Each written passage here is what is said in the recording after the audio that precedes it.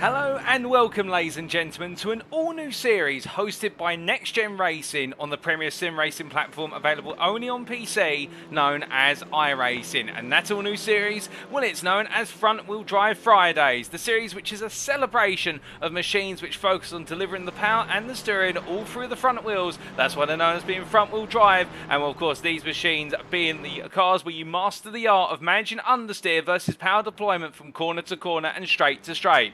And well, what better way to kick off the proceedings and indeed an all-new season of racing than see our drivers take on the Front Wheel Drive Fridays Challenge in the all-new recently introduced iRacing 5th generation Renault Clio Cup car.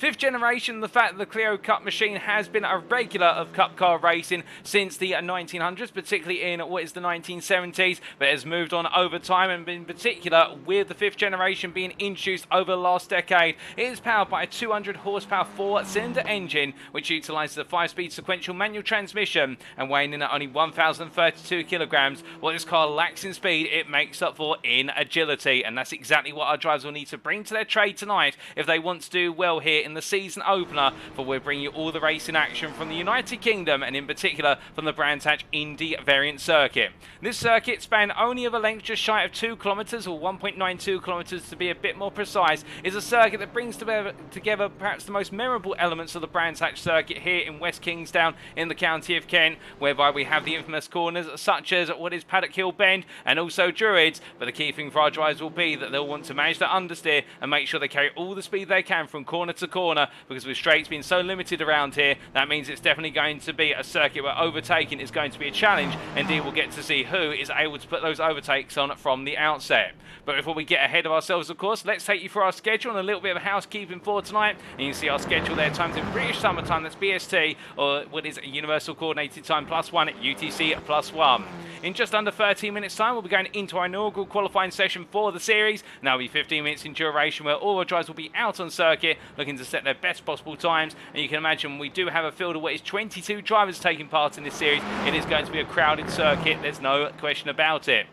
After which, we'll transition immediately over to our first race of the day. 3 sprint races and a very similar schedule to the NXTGEN, or the Next Gen Racing Touring Car Championship, where we'll have 23 laps of racing in race number 1. We'll take a brief breather and return at approximately what will be 9 o'clock this evening for the build-up to race number 2, another 23-lap race. And then lastly, we will have our third race of the day, and that will be sprint race number 3 of 23 laps, kicking off at approximately what is 9:30. In the commentary booth, you have myself, Paul TX141 Walsh, also known as Britain Spit, depending on what media you follow me on, and you can tune in live via 3 media platforms for your viewing pleasure. Firstly, you can tune in via the official Next Gen Racing YouTube channel. Secondly, if you are on Facebook, you can go to facebook.com/groups/Next Gen Racing. Or lastly, if you're a Twitch user, you can go to twitch.tv/TX141, and we can see all 3 chats there as we say hello to a good number of you, including the Facebook chat there, Katie Eames, and I'm doing very well, Katie. I hope you're doing well as well. And also we say hello to Nigel Stock, or Stock3090 in the YouTube chat, and not too bad, thank you, Nigel.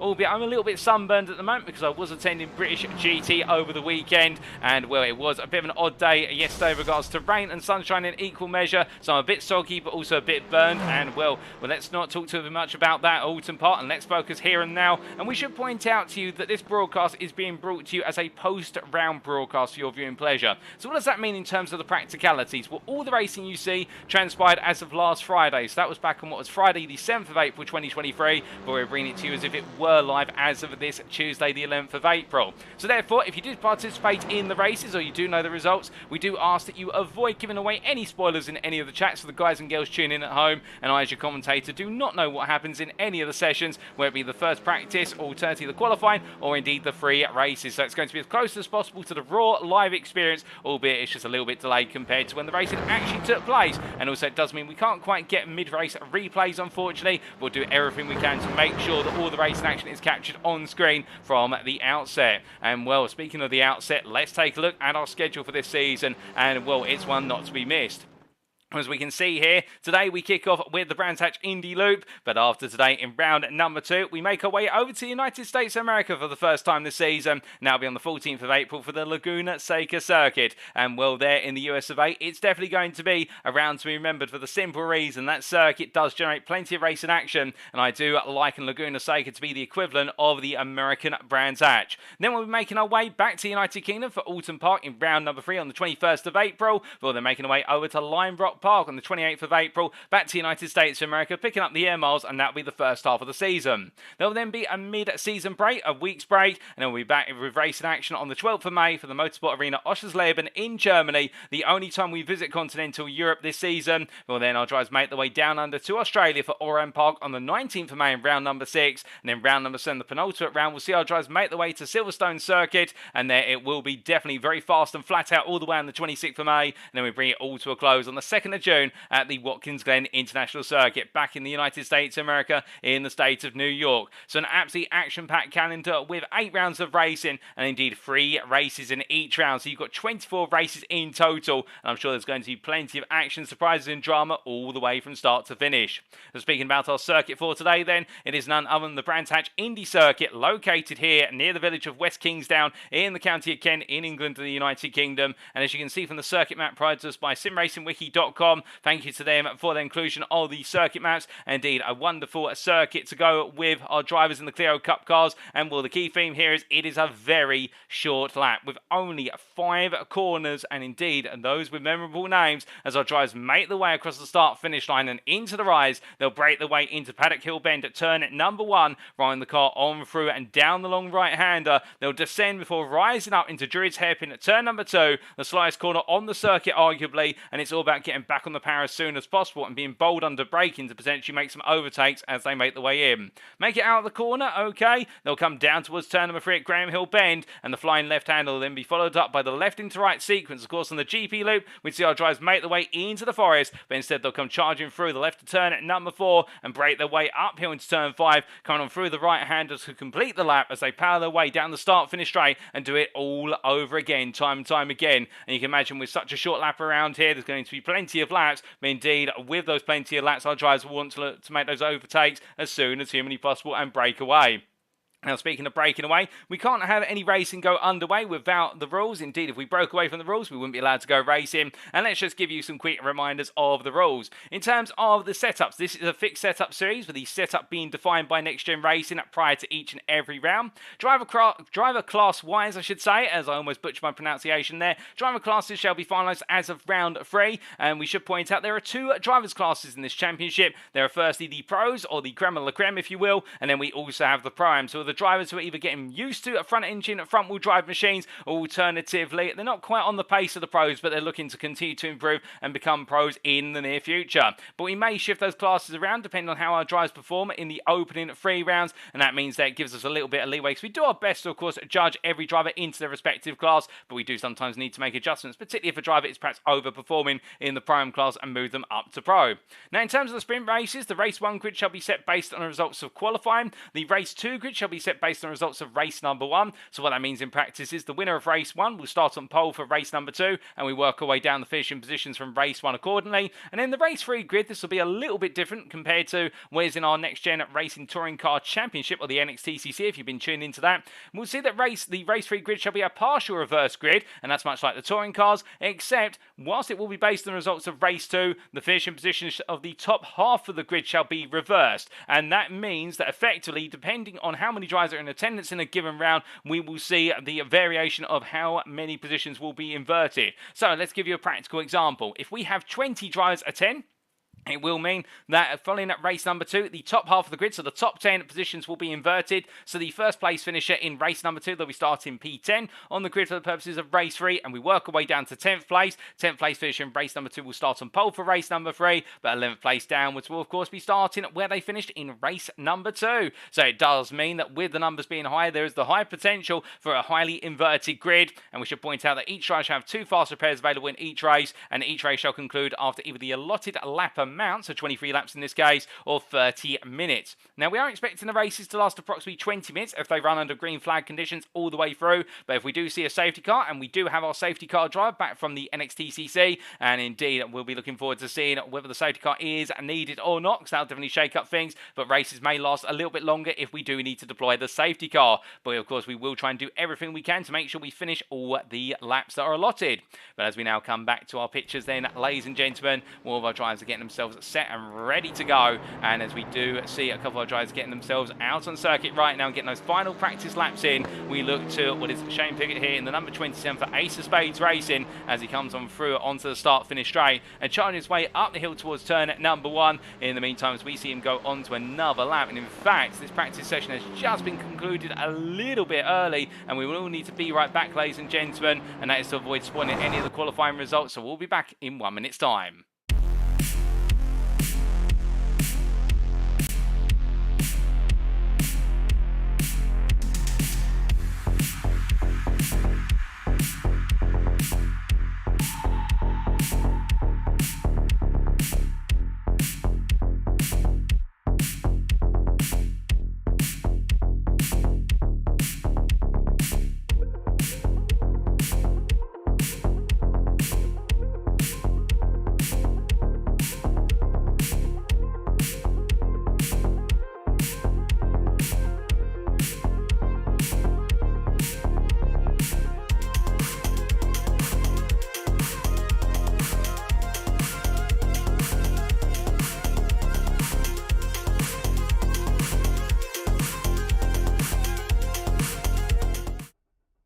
Alrighty, ladies and gentlemen, without further ado, slightly ahead of schedule, we go into qualifying, and we've got 15 minutes with all our drivers taking to the circuit in anger for the first time this season, and well, who will end up on pole in the respective classes. Now, some names you'll be familiar with, of course, including the likes of what is there Matthew Addy making his way on around, but we also do have a number of newcomers to introduce, and even some teams we haven't seen participate in Next Gen Racing Series before, and well, let's introduce those newcomers, and we can see Tim Rutten being one of the Dutchman here as he makes way around for year 1 racing as he comes to return at number 3. We've also got Reese Saunders, and we can see him here in the number 23 car. He'll be competing in the Pro class, whereas Rutten will be competing in the Pro class. And how can you tell who's in which class, I hear you ask? Well, as you look on the timing tail there, you'll notice that some drivers do have a purple sash against their name, and that means that they're in the Pro class, and those with a green sash by comparison, they are in the Pro class. We also have Roger Morton making his way on through here, and as he comes through left into right, the number 92 driver here competing in the Pro class, heading up the hill and into the braking zone. We also do have what is Simon Robson, as we see the Syntec Racing driver coming through the right-hander turn at number 5 and making his way on around here with the Union Jack flying high on the side of the car. We also do have Darren Eels making his way on around here, and well, a familiar name in other series outside the Next Gen. He'll be racing in this series and looking to do his utmost here as in his debut in the number 223 car in the Prime category. We also do have Lewis Racing's Lewis Benny, as we do see him making his way on around the number 31 driver in the rather distinctive little red machine as he comes on down towards turn at number 3. And we also do have what is Craig Jones, as we see Jones heading up towards turns 4 into 5 here onto the brakes very shortly in the number 29. And coming on through here, and we will see some lap time start to be registered on the board very shortly. We also do have Shane Piggott in the number 27 as he heads on through the right hand to complete his first flying lap of the season. And we also do have what is Mark Cadmore. He's the penultimate driver we're going to introduce here in a very happy looking Renault Clio, it must be said. I can't help but grin and slightly smile when I do see that livery on the car there, and hopefully he'll be looking to have a smile on his face come the end of the racing. Or is that going to be an attempt at a distraction when he comes up behind other drivers when they look in their rear view mirror? Will they start to giggle a little bit and perhaps lose their concentration as a result? And we also do have Ian Manners from DCW Racing, or DCWR as they're abbreviated to, and he'll be competing in this series in the Pro-Am class. But welcome to all of our newcomers, and indeed if I've missed anybody, well, I do apologise, but I believe that's everybody covered in terms of newcomers to Next Gen Racing Series. And of course we do have some regulars who have made their way back onto the grid for this season, including the likes of Chris Danes here. Of course, you'll know and love the Flying Danishman as he makes his way up towards turn at number 1 here. And we're right now the fastest man out there representing team at NXTGEN Racing up for this season. And we should point out there's no teams championship up for grabs in this series. It is purely a drivers championship. There's an overall drivers championship, and then there's both the pro and the prime categories as segregated down, and points will be scored both overall and in the respective classes. But as we do say hello in the Facebook chat there to Mark Sykes, and I hope you're doing well, Mark. And we see our drivers carrying on round here. We see Mark Sykes out on circuit as well, and indeed one of the pleasures of post-round broadcast for our drivers is they get to tune in on all the racing action that they perhaps miss being out on circuit as well, and also they might be doing a little bit of studying as to who had the faster lap times and where they might have been gaining some of the time. But as we see Mark Sykes making his way on down through turn at number 5 and on the rise once again. We do very shortly plan to bring you an onboard lap with some of our drivers, and indeed we'll be doing across both the pro and the prime classes. But what does it take here to have a good lap at the Brands Hatch Indy circuit, I hear you ask? Well, it takes predominantly, particularly with these front-engine front-wheel drive machines, it requires you to master the art of essentially bringing the car back to full throttle as soon as possible, and also braking as late as possible. The idea being you want to try and hit as late an apex into these corners. You really want to open up these corners as much as you possibly can, and if you get it right, well then you will find yourself in the end absolutely nailing it and picking up the lap time. Alternatively, you don't quite get it right, you'll lose a few temps, and well here, as we can see already, between P1 and what is P10, it's only 6.5 temps, if that, between our drivers, and indeed those margins being very tight, as we do see Sykes making his way on around and down through turn number 5 and up towards the start-finish line, and we jump on board here with the Briton as he goes onto a lap. Making his way up towards turn at number 1 into Paddock Hill Bend, and keeping the car over to the left-hand side before braking at about 80 metres from corner apex, sliding the car in as he lifts the rear up and dropping on down, now powering up towards Druids Bend at turn number 2.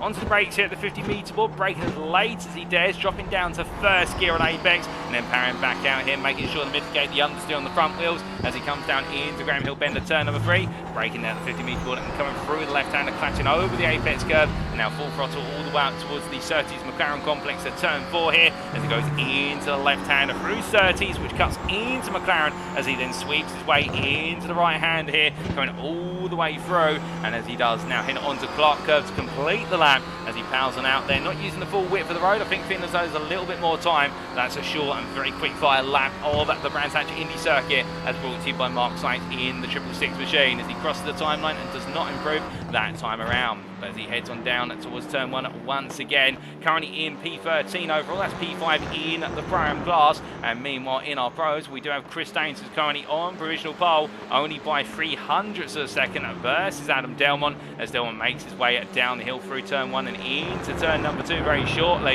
And well, will qualifying be an absolutely critical aspect of today? I hear some of you ask, and my short answer would be for you, yes, most likely it would, in the fact, if we now go on to explain that around here overtaking is very tricky, albeit we are running some very narrow cars. We're not running GT3s or GT4s, they're quite boxy and wide in nature, but we are indeed running Clio Cup cars, and as you can see here with the road surface, it's normally able to fit 2 wide. In some circumstances we can go 3 wide around here, but the key thing is for our drivers, defending is quite comfortable to do around this circuit, in the fact there's only really one racing line. There are opportunities to set up cutbacks around the circuit, but into Paddock Hill Bend at turn 1 and the run through Druids into Graham Hill Bend at turns 2 and 3. But beyond that, the run through turn 4, so heading through Surtees into McLaren and onto Clark Curve at turn 5, there's only really one approach there, and it's all about just nailing your exits and carrying the speed. So in the minds of our drivers, it means that defending is quite simplistic, in the fact if you put the car dead centre of the road and make it as wide as possible, you'll normally be able to hold on to the position for a long time. And indeed, for those of you,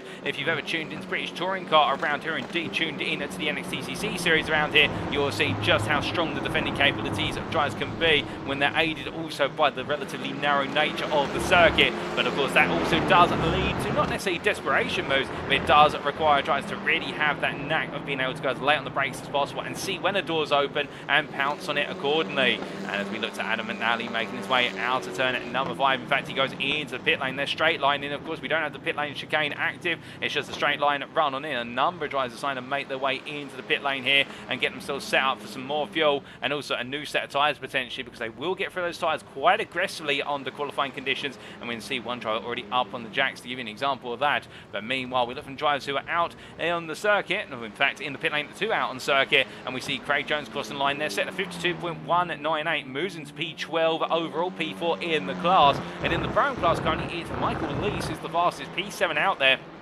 But we are expecting there to be a little bit of a crossover between the Pro and the Pro-Am classes, as is the traditional course in the season open. And when the lap time around here is less than a minute, well, it really is clutching at straws to find an extra 100th, an extra 1,000th, let alone an extra 10th, as indeed every mile per hour really does matter. And as we see Jones making his way through turn 4 up into 5 here, through 30 to McLaren, and then heading up into the right-hander onto Clark. Well, he'll be looking to just try and get it nicely situated on the apex and coming on down and around here into dip. Well, in fact, staying over to the right-hand side. And if a driver feels as though they're on the fast lap, they'll stay over to the right. If they don't think they're on the fast lap, they'll let the car creep over to left on the start, finish straight, and that is because it shortens the run to the timing line.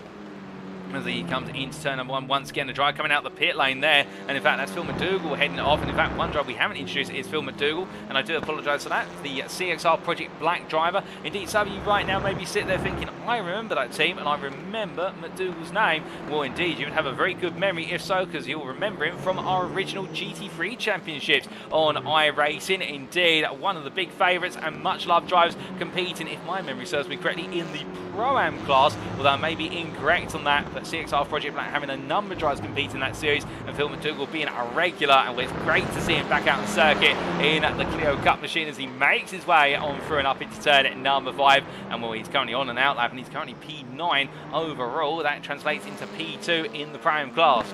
Now, we should point out to you, with regards to the times you see on the left-hand side of your screen, because we are using an iRacing replay file to bring you this post-round broadcast, and the majority of the broadcast will be post-round. I believe it's only the season finale where we'll be bringing it to you live rather than as if it were live. It does mean that we have a limitation. We can't see certain laps which have been invalidated by track limits. So we're going to presume that all lap times on the left-hand side of your screen are correct in terms of who's the fastest out there, as you see McDougall parking up and making his way back into the pit lane. But at the same time, if we do see the grid order slightly change based on the transition into qualifying into race number 1, well, you'll just have to go with it, ladies and gentlemen, in the fact that is where we do get the update to our drivers' lap times, and therefore the laps that are invalidated will be removed and the grid will be set based on the lap times which were valid. So therefore, it's just one little thing we do have to accept the limitations, but given the fact that our drivers around the next-gen racing community do their best to stay within the track limits and push them as much as possible but not go beyond them, I think we're going to be seeing a relatively indicative order here as qualifying now makes its way into its final 5 minutes.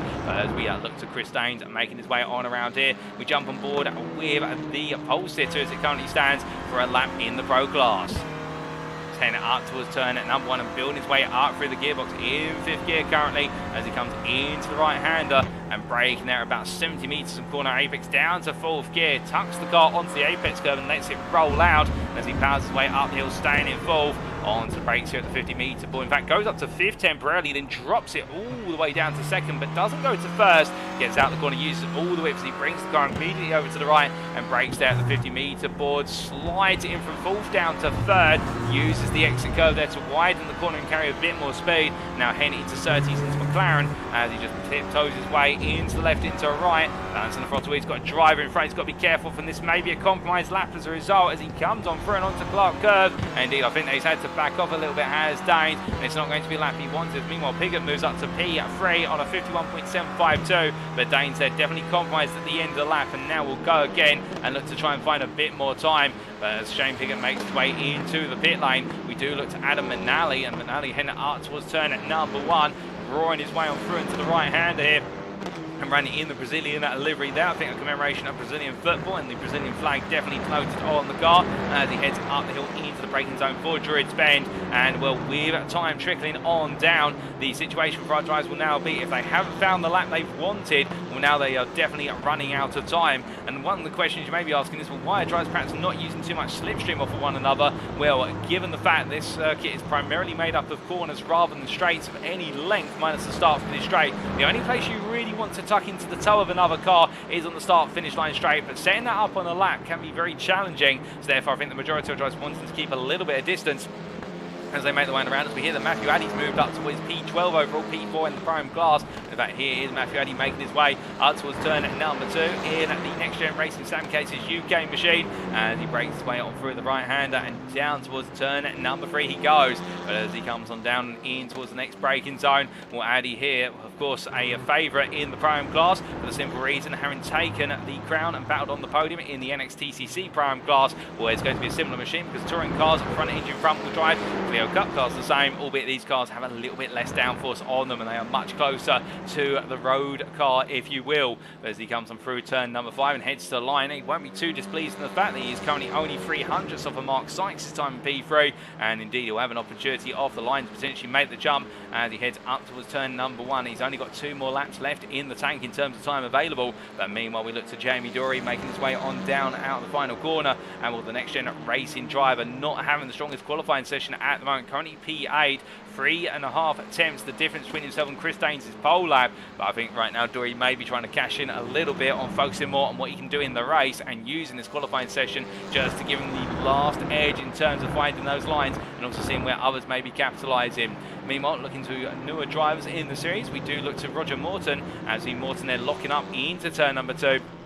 Of course, these machines are not having major electronic systems, so no overriding anti-lock braking system, or ABS it's abbreviated to. You as the driver have to act as the anti-lock braking system in terms of how much you balance the brake pedal with your left foot. As he makes his way into turn 4 and now up towards 5 he goes, coming through at McLaren and into Clark Curve once again. Well, Morton currently P16, or is P8 in the Pro-Am class, not too far off the pace given the fact he's a 10th off of Jones, but he has also got a 10th off of Benny. And as they head towards turn number 1, well, it's now going to be the last lap on the cards for Morton as he heads on through into Paddock Hill Bend. Meanwhile, we do look from him to Mark Arrowsmith, and Arrowsmith here a little bit off the pace, 1.3 seconds off currently as Lee Holmes moves up to P3 on a 51.734. He moves Piggott down to P4, and well, it's very close up to the front row being separated by only 300ths, and that second row, the two drivers only being separated by 200ths, if that. But I can see Arrowsmith going off circuit there, and for Arrowsmith, it's not worked out, kind of a bit too much speed. I think he's had enough as a result as he brings it back to the asphalt, but it's too late in the day for him to get another lap. Meanwhile, Ian Manners for DCW Racing comes across the line there, goes up to P3 in the Pro-Am class, P11 overall. He's left it late and he goes on to one more lap. Meanwhile, Reece Saunders heads across the line and it's a 51.808. He does slightly improve, but it's not enough to gain place. It only means he secures or cements that P5 a little bit more on the third row of the grid. More drivers heading on through it, including Lee Holmes this time. And what's he going to be able to do across the line? Will he be able to find time here? Indeed, he does not in the end. He finds a middle sector, but it's the rest of the lap which is found waiting and wanting, and we've still got a couple more drivers who are on at valid laps, including Mark Sykes, who right now has been given a bit of a hurry-up code, I think, from what is there, Matthew Addy. In fact, that's not Matthew Addy's car there. It is a very similar car, albeit not with the logos down the side of it. It's number 31 car of Lewis Benny, and as they cross the line there, well, Sykes does not improve, Benny does not improve, and we have got also Chris Daines heading on around to the line, and I think for Chris Daines, he will be one of the very last to set a time as he comes on through, and it's not going to be an improvement for Daines.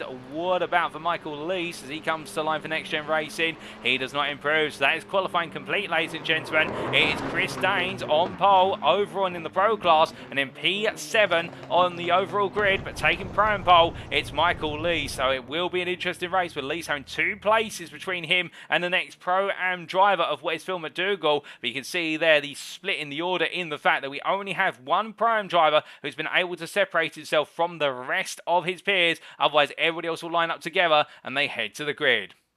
So the drivers line up for the first race of the day. This is how they stand. It is Chris Daines who will start pole position for Next Gen Racing, joined by teammate Adam Delmont P2. It's Lee Holmes at ATEC Racing, who is joined by Ace of Spades Racing at Shane Piggott, who line up on row number 2. Now on row 3, it's Team Year 1's Reece Saunders, who is joined by Next Gen Racing's Adam Nally. On row number 4, it's Pro-Am pole sitter Michael Lease for Next Gen Racing, joined by teammate Jamie Dory. And then it's Gavin Garner for Next Gen Racing, who starts off row 5, joined by Phil McDougall for CXR Project Black. Ian Manners for DCW Racing lines up on the 6th row, joined by Next Gen Racing's Mark Sykes, and they'll be followed up on the 7th row of the grid by Matthew Addy and Lee Horn, both from Next Gen Racing. It's Team Year 1's Tim Rutten, who starts P15, joined on the 8th row by Result Clothing's Craig Jones, with Result Clothing's Roger Morton following up on the 9th row, joined by Lewis Racing's Lewis Benny, and then completing the top 20 is Simon Robson and Fruity Pebbles' Mark Arrowsmith. Line up on our 11th row of the grid, it's Darren Eels for Ace of Spades Racing and Privateer Mark Cadmore, and that is how the grid will be set, ladies and gentlemen. 22 drivers taken to the grid for the season opener. corner, and now we are only a minute away, if that, from going green. And when we do go racing, of course, who will come away on top? Well, that'll be the change. Danes will feel as though he's got the run into turn number 1. He's got the inside starting line, of course, but it's all about launching the car off the line and then building up that speed and carrying the confidence on cold tyres and cold brakes. But don't forget Adam Delmont starting alongside a NXTGEN Racing, with there being no teams championship. It's all gloves are off between drivers within their respective teams, and indeed across the teams as well. And I think Delmont would like to get the edge over Danes, try and get ahead in the run to Druids Bend at turn number 2. But will it work out that way in practice? We only have one driver waiting to be taken to the grid, and that is Shane Piggott, who will be starting P4. He's made his way to the grid, and very shortly we'll be seeing the lights out.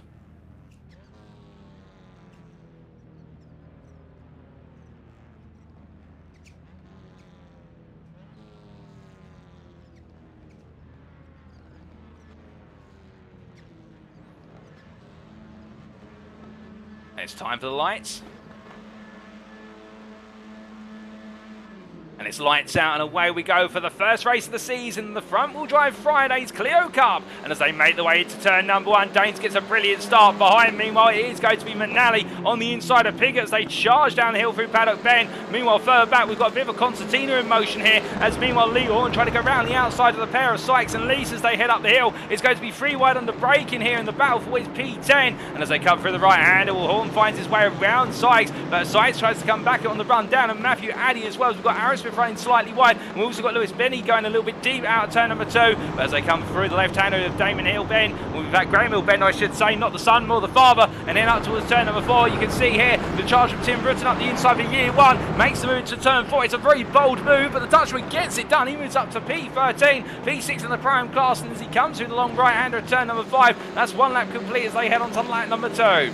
So after 1 lap at 23, it's Chris Danes who leads ahead of Adam Delmont P2, Lee Holmes P3, followed by Alan McNally P4, then Shane Piggott, Jamie Dorr and Gavin Garner. They're all pros who lead the way in the top 7. Then as they make their way down the hill, it's going to be P8 Phil McDougall for the time being, who made the jump on at Michael Lease at the start of this race, with Ian Manners behind P9 and Michael Lease P10. Best rest is Mark Sykes at P11. As they come down through the right hand, the one driver who's lost out the most is Reece Saunders, who's dropped all the way down the order with a difficult start. Unfortunately, we can't take a look back at how Saunders end up falling down the order, but the pro driver having a difficult start to this race and now trying to make a recovery drive, as Mark Cadwell's had an off camera and he's dropped to the back of the field. But meanwhile, we continue to watch Gardner versus Jamie Dory as they make their way through the right-hander at turn number 5, and very shortly back onto the start-finish straight. And a bit further down the order, we do hear that Mark Sykes right now trying to make some pressure on Matthew Addy, as Addy in fact keeping it at bay there. And if we jump on board and look back from the rear of Matthew Addy's car, well, right now he's got Mark Sykes staying very close with what was Lee Horn going a little bit wide out at turn number 5. I wonder if there was a little bit of tap to the rear of the car, but it's in the battle for his P4 in the Pro-Am class, P11 overall. You can see Sykes there having to go defensive versus Rutten as they come down the hill. A little bit of a wobble there for Addy,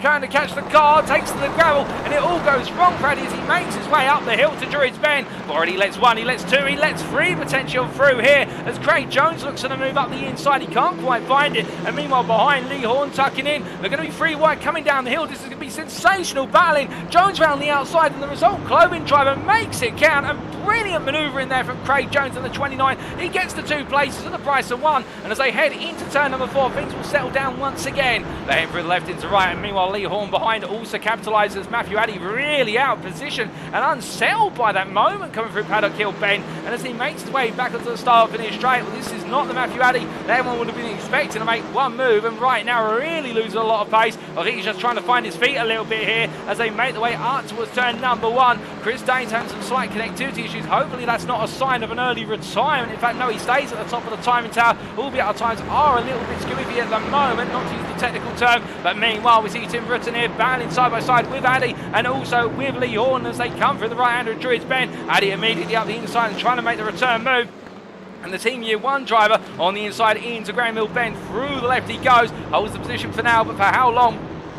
Where Addy looks to the cutback, and immediately Addy getting a better launch off the corner. 2 wide here. Well, Rutten made it count only moments ago, and now Addy's going to try and make it count here, but it's 2 wide coming on through the sequence into McLaren as they go up through the hill and into the rise. We've got a driver off there, and that's Mark Aerosmith to the tyre barrier. Not quite sure what's happened to Mark Aerosmith, but it's all gone very, very wrong for him, and the Fruity Pebbles try and have a difficult start to his proceedings. Meanwhile, we look from the midfield back to the front of the field, and Chris Danes holding on to the lead here with Adam Delmont tucked in behind. This top 3 starting to inch away from the field with Lee Holmes following them on through, as we can see here in the number 35 car for ATEC Racing, staying there, staying well within earshot and sight as they come on down the hill. And then we do have a gap of 1 second to Adam McNally and Shane Piggott behind who are battling for P4. But as our drivers make their way out to turn number 3 and up towards 4 now, well, meanwhile, the Pro class is still intensifying here in terms of the battles, albeit I think it's the calm before the storm, as the saying goes. And we can see Shane Piggott still trying to put the pressure on versus McNally as the Ace of Spades racing driver all over the back of his opponent, but not able to find a way through currently as we jump on board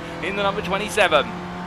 Now powering his way up towards turn number 1 here and coming on through it very shortly. Well, onto the brakes he goes, and will he be able to find a move this time? He's going to try and venture for it, but then McNally calls his bluff and simply goes, I'm going to cut off the nose whether you like it or not, and Piggott having to back out there because he didn't have an overlap as they make their way into Druids Bend. Onto the brakes they go once again, and we'll come on through the right-hander. Of course, we are on lap number 6 at 23 currently, and down the hill they charge, but Piggott, he's got the speed, but he hasn't got the space to be able to create a move or an opportunity at this time. I think for him right now, all he's got to focus on is seeing if he can force McNally into an early mistake. Of course, they've got a lot of time, and with the gap that currently stands between them and Lee Holmes, well, it's not a huge gap, but the problem for Piggott is the longer he spends behind McNally, and the more McNally starts to trim speed off of the car to defend, it's going to be Piggott who loses out the most. If he's able to make the move, he's got nobody to chase after. Instead, he'll have to be battling for P4 to the very end as they make their way onwards towards turn number 1 once more. Meanwhile, we do look from them very shortly into a little bit further down the order,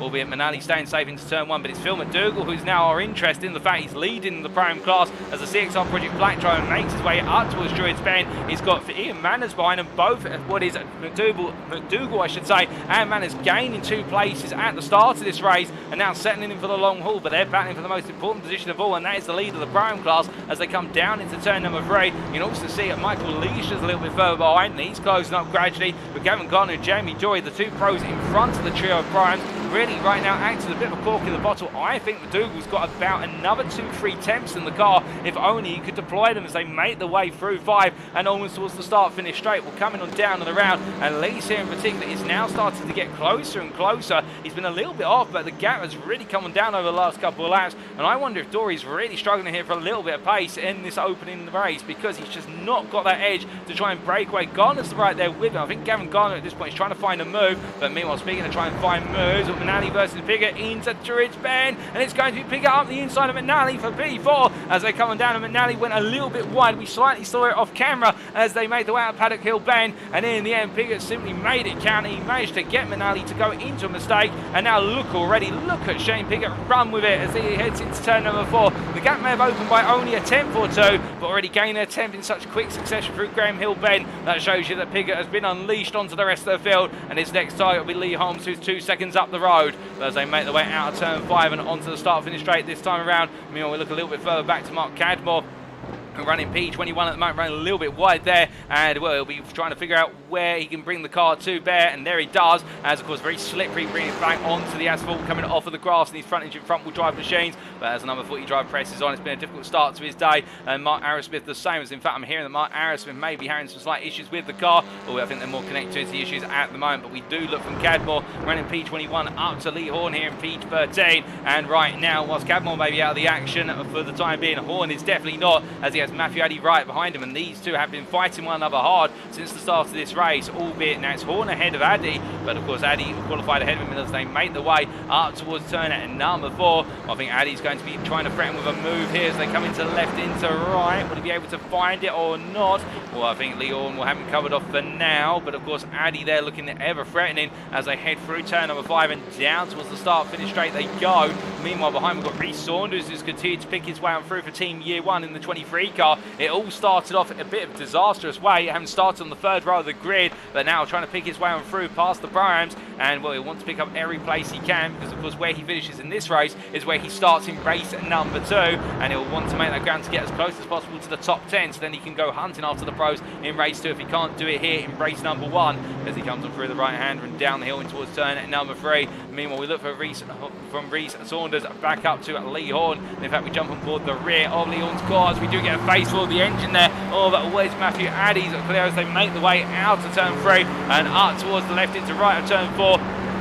breaking their way on in very shortly in at turn number 5. You can see they're sort of looking up the inside. He's really going for the move here, and Addy reacts by opening the door slightly and having to lift off the throttle, but there's Saunders getting his elbows out, sticking it. That's what we want to see then, Clio Cup racing, as they make their way up towards turn number 1. Will Saunders has gained another place, but now his next target will be Lee Horn. I think Horn will be looking in his rearview mirror and thinking, well, Addy's just been replaced by a pro, and I think I'm going to be under danger very soon. But as they make their way down the hill, Saunders goes a little bit deep. Addy tries to come back here, and Addy's not done. He's got a bone to pick with Saunders as they break their way to Druid's bed. Oh my good lord, it's a nasty whack between the two of them there. I think Addy coming in a little bit too hot for comfort. Well, Saunders is able to carry on, but Addy drops a number of places, and will reach Saunders right now in the company of Tim Rudd and his teammate from Team Year 1, and Matthew Addy by comparison down to P17, and well, a bit of a nasty knock between them there, as meanwhile we do look from there back up to your race leaders, and here is your race leader Chris Daines, who's still got Adam Delmont in tow. It's 4 attempts between the two of them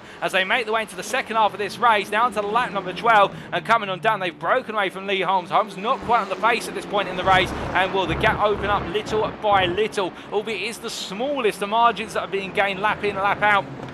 And over the last couple of laps, it's only been a tenth or two each lap, but it adds up over time here at the Indy variant of Brands Hatch. And meanwhile, a little bit further back, we've got Roger Morton versus Simon Robson. That's going to be, oh goodness me, there's contact there between the two drivers. The result, Clovendry in contact with Robson, and will Robson being sent up into 2 wheels for a brief moment. I think Roger Morton would argue he had the right to the inside line. Well, I don't think there's any doubt about that, but I think Robson won't be too pleased about how that played out between them as they make their way down through 2 and into 3. Morton survived that one. Meanwhile, Robson is trying to get the car on around, albeit it does look as though the privateer here has got a few wounds, and I wonder if that is going to be a trip to the pits very shortly, as that was definitely a bit of an uncharacteristic bit of contact between the two of them. Meanwhile, we're hearing that Shane Piggott's into the pit lane, and I believe that may just be for what is a drive-through penalty of some description, albeit we can't confirm or deny that at the moment. We will try and get you some information as soon as we possibly can, and in fact, as we look to Shane Piggott making his way through, he's into his pit box. In fact, I think there's some damage to the car of Shane Piggott. There is damage to Mark Arrowsmith's car that you see parked up in the rear of the picture,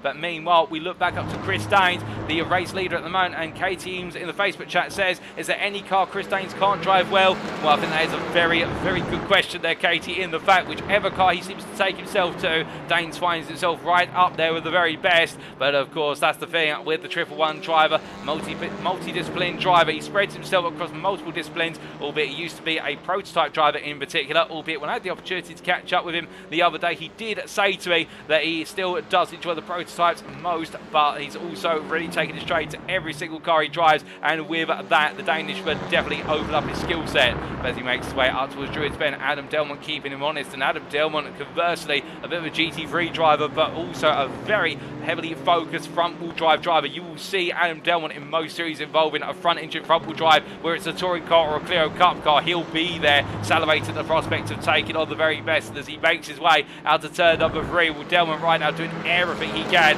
to push on here, with Lee Holmes still a whole second off, 9.5 tenths in fact, as they make their way into turn number 5. It's close between them, and meanwhile we do look to Phil McDougall, who holding on to the prime lead at the moment. The CXR Project Black driver continues to find himself tucked in behind the pro pair of Gardner and Dory, and I wonder how long it will be before McDougall before he tries to push for a move here, given the fact he has brought himself a little bit of breathing room versus what is Manners behind the gap, now up to what is 8 attempts there as they make their way across the timeline. We bring out the battle box in the bottom right hand corner of your screen, and as they come through it and down through turn number 1, well, McDougall here will try and keep himself as clean as possible, coming out of each and every corner. He'll want to gain, and he'll really want to try and put the move onto Gardner. He'll want the pressure to be there, so that way Gardner potentially makes a mistake as they come down 2 and into 3, but making their way in towards the left-hander at turn number 3 now into Graham Hill Bend. You see Gardner, he may not be quite on the pace of Jamie Dory, he does seem to be slipping off slightly, but Gardner's consistency is untouchable in the fact every lap it's the exact same line,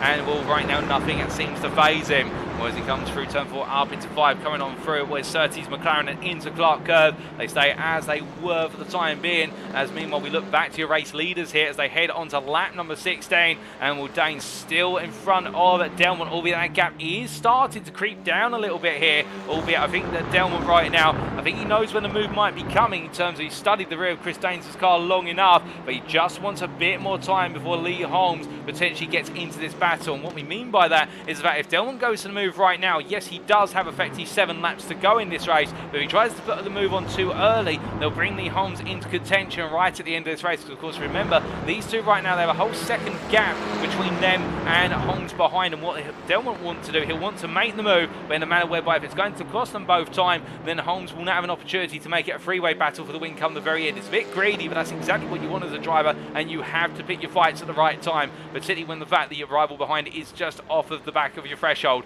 But as they make their way up towards turn number 1, meanwhile look to Phil McDougall, who charging onto the start finish straight. He's had a better run out of turn number 5 versus Gardner. This is going to be for P6. It's going to be for overall position only, but for Phil McDougall, this may just seal the deal in terms of that Prime lead as they make their way into the corner. He's on the inside still. Gardner turns in. He finds McDougall right there. They give each other space. Behind Ian Manners is getting closer and closer. Manners cuts the inside. He's not going to be able to make it 3 wide, but what he'll do, he'll use McDougall's battering ram to open the door and keep it open as Gardner there is tapped by Manners. But to be fair, I think there's just a little bit of a love contact between the two of them and no disrespect between them as they make their way down into turn number 3, and Gardner now having to defend hard versus Michael Leese, who wants to come on through. Well, the two Prams have made their way up 2 places. Michael Leese is not by comparison, but Manners now, as we jump on board at win the number 52 from DCW Racing. The change here will be in the fact that for McDougall, he'll look at his rearview mirror and I think he'll be thinking to himself, shouldn't that be Gardner right behind? And then he'll recognise what exactly is played out here in the fact that Manners has been given an opportunity to really chase McDougall down, and with there being no other cars in front, now we'll get to see, and when I say that in terms of there's a whole 1.9 seconds to Jamie Dory in P5, we'll now see who's the faster of the two, because both McDougall and Manners are both caught up behind Gardner for quite a bit of time, but now they've been unleashed, the cork in the bottle has been popped out, and who is going to be the one who can pour the pace onto the circuit as they come through the Druids Bend? We're coming down through the right hander. I would say that Manners right now are really trying to stump down on the throttle, but it does look as though McDougall in equal measure here, feeling quite comfortable. And the difference in apex line says Manners takes 2 time in apex, so you can see that immediately, losing half a tenth there. It's a tiny little error, but it's compounded by the fact he has to bleed off a mile an hour or 2 on the exit Graham Hill Bend, otherwise be threatened to burn off track as they make their way through turn number 5 here, coming through the right hander onto Clark Curve and sweeping onto the start for the straight. Well, the change for Manners now is he needs to keep it calm because he's lost a tenth overall on this lap, and a tenth is absolutely critical here when the fact you have a lap time which is only 52 seconds if that, as they make the way into turn 1 this time around. Gardner still 4 tenths off the back of this battle, so Gardner's not out of it yet, albeit I think Manners at this point will be focusing more on just chasing down McDougall and not too worried about what lies behind unless he sees Gardner absolutely go for it into the braking zone. But here is very close to the battle for the prime lead as they make their way down the hill and into Graham Hill Bend this time around. Meanwhile, a little bit further back, we can tell you that it is Matthew Addy who's on the charge, trying to chase after Lewis Benny after Addy's fallen on behind, and well, the gap between the two of them right now 3.5 tenths as Lewis Benny doing everything he can to defend here coming on down the hill. Laps are running out here. We've only got 4 more laps after the current one. In fact, the race leaders are about to go on to another lap as they charge away on around. Well, Chris Danes right now leading the race, albeit only by 3.5 tenths, but Benny won't be thinking about that whatsoever as we ride on board and look back from the number 31 drive. He'll be worrying about the fact that Addy is still very close, a bit too close for comfort. The gap may be 4 tenths at the moment. A little bit of squirming under braking there for the Lewis Racing driver. And I think for Benny, as we continue to look back on the rear of his car, he may just simply be feeling as though the pressure is building, and also the rear of the car starting to step out now that the tyre wear is increasing on those front tyres. Keep in mind, of course, the rear tyres don't really feel too much wear by comparison, but when you do have warm front tyres plus also fuel being bled out the car with every lap that's being done, it does make the car quite unstable as we get towards the end of the race. And Benny having a poor run out to turn number 1 through Paddock Hill Bend into Druid, and he looks for it there. He looks for a cut back down the road. Benny there defending to the inside. He's going to get a better run off the corner, but it's not a long enough run as they make their way into Graham Hill Bend at 3 and coming up through the left. And Addy goes for it once again, gets a much better run this time off the corner. There's contact between the two of them into the wall, and my good lord, well, Addy tried to go around the outside. I think Benny there may have just simply turned slightly across or vice versa. The two are coming into one another's path. Meanwhile, Roger Morton literally had a face for that go straight across him. The result, Clothing driver, I don't think he'll quite believe his eyes at the fact he's just had a Clio in the form of Matthew Addy surge right across the front and miss the front of his car completely. But meanwhile, whilst that's all playing out, we go back to the scene of the incident. We see there Lewis Benny turning the car around as the race leaders come on through. They're on lap 21, only 2 more to go after this one, and Chris Danes still being chased, hounded and harried by what is Adam Delmont as Lee Holmes there has to give a little bit of space to what is Matthew Addy returning to the circuit. Into the pit lane comes Mark Cadwell, I do believe, as they make their way up towards turn at number 1, charging on down. Well, it's on to the penultimate lap they go, and Chris Danes here staying alive, albeit Adam Delmont right there 2 tenths off. Delmont's the closest he's been all race, and I think this is what he's been saving up for, albeit Holmes now only 8 tenths off as well. So Lee Holmes is now starting to get back into this battle, as we're hearing that Benny has had to be towed to the pitch due to damage picked up in the contact with Addy, as Addy has been repaired, is making his way back out to the circuit. But both drivers now, I think, thinking about what could have been done a little bit better. But meanwhile, as we see Danes and Delmont using all the circuit width, meanwhile, we've got to move on for the lead of the prime class, and Ian Manners up the inside of Phil McDougall. We catch the aftermath of it, albeit McDougall trying to come back, coming out of Druids into Graham Hill Bend, but Ian Manners leads now, as we can see McDougall goes wide, he catches the car one way, goes the other way, he's still struggling with the car, and it's a hit to the tyre barrier there for Phil McDougall as it goes all wrong in the final measure. But meanwhile, we look from them back up to your race leaders here, and Danes versus Delmont, they go on to the final lap, white flag is out, it's lap 23 or 23, and as he comes down the hill here, the next gen racing driver doing everything right so far, but it's of course on the very final lap, this is where the pressure is its absolute utmost, and this is where now every mistake becomes compounded, because they come out Druids Bend, Delmont be literally egging on Danes to make the tiniest of errors.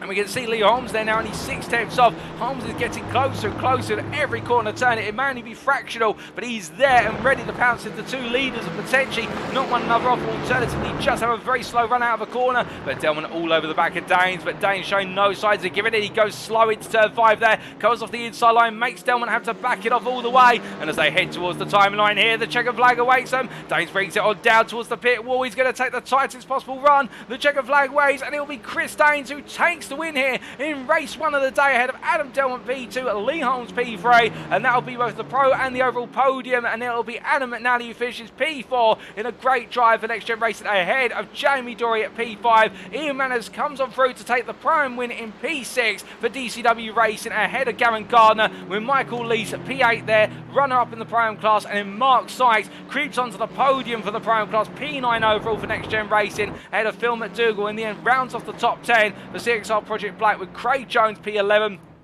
Leon P12, and it'll be Reece Saunders P13 ahead of Tim Rutt at P14. As the team year 1 drivers, we figured out the results in the next race down, how they could build on this first race. Roger Morton P15 for Result Clothing, and then it's Darren Ills at P16 there as the Ace of Spades driver crosses the line ahead of Shane Pigg at P17 for Ace of Spades as well, and Mark Cadwell P18 ahead of Matthew Addy, with Simon Robson, Lewis Benny and Mark Arrowsmith completing the standings there, albeit 1 or 2 laps down each, and Arrowsmith in the end with that early retirement, 9 laps from the finish. But what a brilliant race number 1, ladies and gents, with a fantastic racing throughout as our drivers make their way into the pit lane, give themselves a breather before race number 2, and as they all make their way on in, let's take you through those race results subject to any stewards' inquiries, and here they are. So after our first race of today, Chris Danes took the win in the end by 1.5 tenths for Next Gen Racing over teammate Adam Delmont in P2. ATEC Races Lee Holmes completed the overall and pro podium in P3 ahead of Adam McNally P4 for Next Gen Racing, and then Jamie Dory finished off the top 5 there. It's an all-pro top 5, followed up by your pro-am winner of Ian Manners in P6. A great drive there from the DCW Racing driver, keeping the pressure on Phil McDougall all the way to the end and making it count, with Gavin Gardner P7 for Next Gen Racing ahead of teammate Michael Lees in P8, and then Mark Sykes P9 there, rounded off the prime podium, which consists of Manners, Lees and Sykes. Then it was CXR Project Black's Phil McDougall in the end finished P10 overall and round off the top 10 with P4 in the prime class, regretting what could have been, but still plenty more racing for the CXR Project Black driver, there's no question about it. And then Craig Jones best the rest there in P11 for Result Clothing, holding off Lee Horn, the Next Gen Racing driver, having a difficult start to his day but making progress towards the end. And then Reece Saunders coming all the way through the field to make it to P13, knowing that's where he'll start in race number 2. Tim Rutten, his teammate from Team Year 1, starting off P14 on the grid for the next race, for that 14th place finish, ahead of Roger Morton in P15 for Result Clothing, and it was Darren Ills for Ace of Spades racing ahead of his teammate Shane Pigger, who completed the run to P17. As we continue our way on down the order, We can see there in P18, Mark Cadmore, the privateer, finishing a lap down in the end, ahead of fellow lap down driver Matthew Addy for NXTGEN Racing after that late contact between himself and Lewis Benny, with Simon Robson completing the top 20 at the privateer, 2 laps down at the finish alongside Lewis Benny, P21 for Lewis Racing, and then Mark Arrowsmith, our sole retirement from this race, finishing 15 laps down for Fruity Pebbles in the number 46 car. Well, that's race 1 of 3 today, ladies and gentlemen. We've still got plenty of racing to go in the front-wheel drive at Friday's Clio Cup round at number 1 of 8, and we'll be back in approximately what is 2 to 3 minutes time for the build-up and all more. In fact, let's make that 5 minutes time. We'll be back for the build-up and all more ahead of race number 2. Another 23-lap race at Brands Hatch Indy coming up, and who is going to be coming home with the win in both of the classes come the end of it. We'll be back shortly.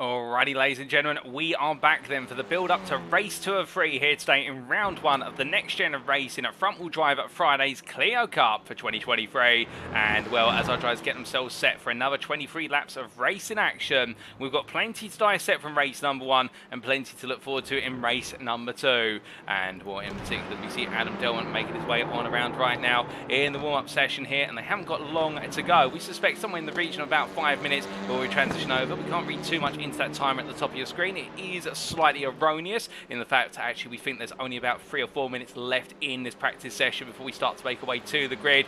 What we got to see first, the overtaking was challenging for our drivers at Brands Hatch Indian race at number 1, but drivers were able to find their ways on through, but also drivers being made and lulled into mistakes, and indeed getting it wrong coming out of Paddock Hill Bend, like we just saw there from Delman. And also, what is the car? I do believe the number 13 car of Jamie Dory, albeit those two characters with one another, and always happy to have a little bit of contact. But as we see Lee Holmes making his way on down into Graham Hill Bend, Lee Holmes kept it calm, kept it consistent, and finished on the podium in P3 overall and also in the pro class. And I suspect we're going to be seeing plenty more of him trying to battle his way on through in the number 35 car as he makes his way into turn at number 5 here. And well, keeping it consistent does seem to be key to success, but also knowing exactly how much the road you can use and how much speed you can carry out of the corner. And we got to see also in the Prime class, well, a couple of drivers do that very well, but it was our winner in the Prime class of Ian Manus with DCW Racing who kept the pressure on all the way from start to finish versus what was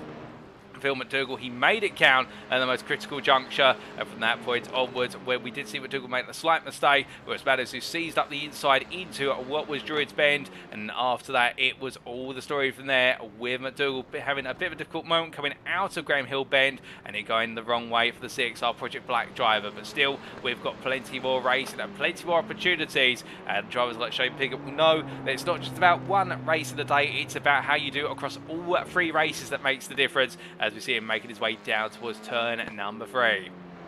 As he comes up through the left-hander, I can see there Nigel Stock in the YouTube chat saying, albeit a little while ago, midway through race at number 1, we only just picked that up now, saying that it's been some time since we've seen Phil McDougall out of the circuit, and indeed, the last time he competed was the GT3 series, and the early GT3 series of the iRacing that we've hosted here at Next Gen Racing. And I do believe, if I go back through the anorak of motorsport and Next Gen Racing, that dates back to approximately a year ago that we saw him, if not a little bit longer than that, in fact, before we had the Proto GT3 Championship even. So indeed, some time has passed, but as we do see Piggott making his way into turn number 1.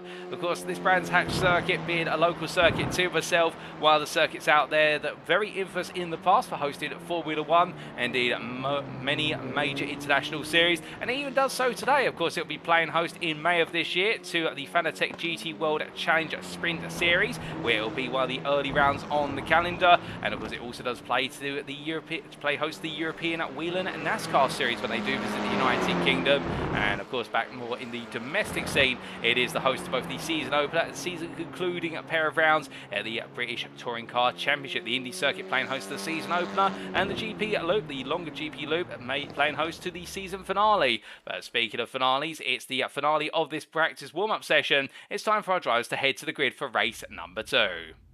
Well, as they get set to line up here, ladies and gentlemen, of course, one of the difficulties we will have is we can't walk you through the grid for the purposes of race number 2, as that is the limitation of an iRacing replay file. But we do see all drivers making their way to the grid already. And, well, you can recall that on the front row of the grid, it will be Chris Daines and Adam Delman alongside one other once again as they look to get underway. And behind them, they will have what is the rivalry of Lee Holmes, who we're looking to charge on as soon as possible. But let's not count out the likes of Adam McNally, who'll be starting up from where's that second row of the grid in P4, and we'll see our timing tower updated when our drivers are all set in position and we do go green flag racing. We are just waiting for Phil McDougall to take to the grid. I think he's joined the grid now, and very shortly we'll be seeing the lights out and away we go.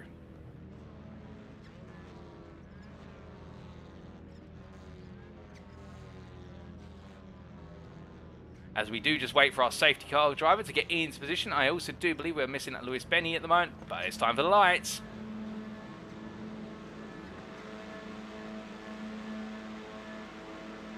And it's lights out and away we go once again here in race number 2 of 3 as I try to get underway. And Chris Days charges off the line and into turn number 1 he goes, joined by Adam Delmont, as it does look to be a similar fashion as before, as both drivers there get a good start. But meanwhile, Gavin Garner going on the offensive versus Manners into turn number 2. Onto the brakes they go and into the right-hander and Druids, and Will Manners is going to be left outside here and he's going to have to try and figure a way through, as Holmes meanwhile in the battle for P3 under pressure from Manali, and Manali immediately going on the offensive out the inside, and Holmes being given the elbow out to the grass, and more than that, almost to the wall if you will, as they all make the way on through. Well, as they come charging up, Jamie Dory making a grand start and powering his way round the outside into turn number 5. He goes up to P3 already, but as they come through, also Adam Delmont's taking the lead of this race. We didn't quite see that on camera. That's happened out of turn number 3, but it has been quite a cacophony with regards to this opening lap. And as they come to the timeline, it's Delmont who leads after 1 lap at 23 ahead of Chris Danes P2, Jamie Dory P3, Adam Manali P4. There's your prime leader and Michael Lees P5 ahead of Mark Sykes P6, Gavin Garner P7, Phil McDougall P8, and then we have Lee Horn, Ian Manners and Craig Jones in the run to the best of the rest. But meanwhile, Manners being scooted off the circuit there off camera, and he's gone to the wall almost. He's been caught in the gravel thankfully, and he's not made contact with the wall. But meanwhile, Chris Danes has jumped in to lead the race as it's all carnage further behind, as we do see that Aerosmith in contact with what was, I do believe, a Shane Pigott. The two of them come together, and well, both of them have made it back onto the circuit, albeit we're not quite sure how much damage is on either car. But meanwhile, Mark Cadmore it's towards the back here in P17. Game places versus Ian Manners, Pigott and Aerosmith as he now goes hunting after Darren Hills, and as he makes his way into turns 4 5, we're coming up through the right hander now. Cadwell in the number 40 will be looking to try and make a little bit more ground after a difficult first race of the day. But Manners immediately going on the offensive on the inside here. The two proud drivers contesting the position. Oh my good lord! And we've got a car on its roof. That's Roger Morton who's ended up on his roof there. No, that's not Roger Morton. My apologies. I believe, unless I'm mistaken, that is Rhys Saunders in contact with what was Lee Horn there, as Aerosmith having to take evasive action. It's all going so horribly wrong for the drivers in this group right now, and Aerosmith just cannot get any good luck. Rhys Saunders, well, he's having to park up there. I think that might be a meatball flag for the car there, or what's known as the origin black flag, to say it needs to come into the pits due to the damage picked up. Well, you look away for a brief moment from the centre of the field, and it's all gone wrong. But meanwhile, up front, Chris Danes is back into the lead this race as he makes his way through turn number 5 here, and coming to the end of lap 3 of 23 right now, with Delmont, Dory and Manali are right there. This top 4 ever so close, and as they head up towards the timeline towards turn number 1, meanwhile behind Michael Lees, your prime leader, and staying in there to win it in P5 ahead of Mark Sykes. But Sykes here looking for a potential move in the charge in towards the breakers over Paddock Hill Bed, going all in, but he can't quite find it. Gavin Garner waiting there to pounce. The pro driver looking to pick his way past the two priors, and further back Craig Jones here on the offensive now. As a result, Clover driver heads up the hill. We jump on board in the number 29.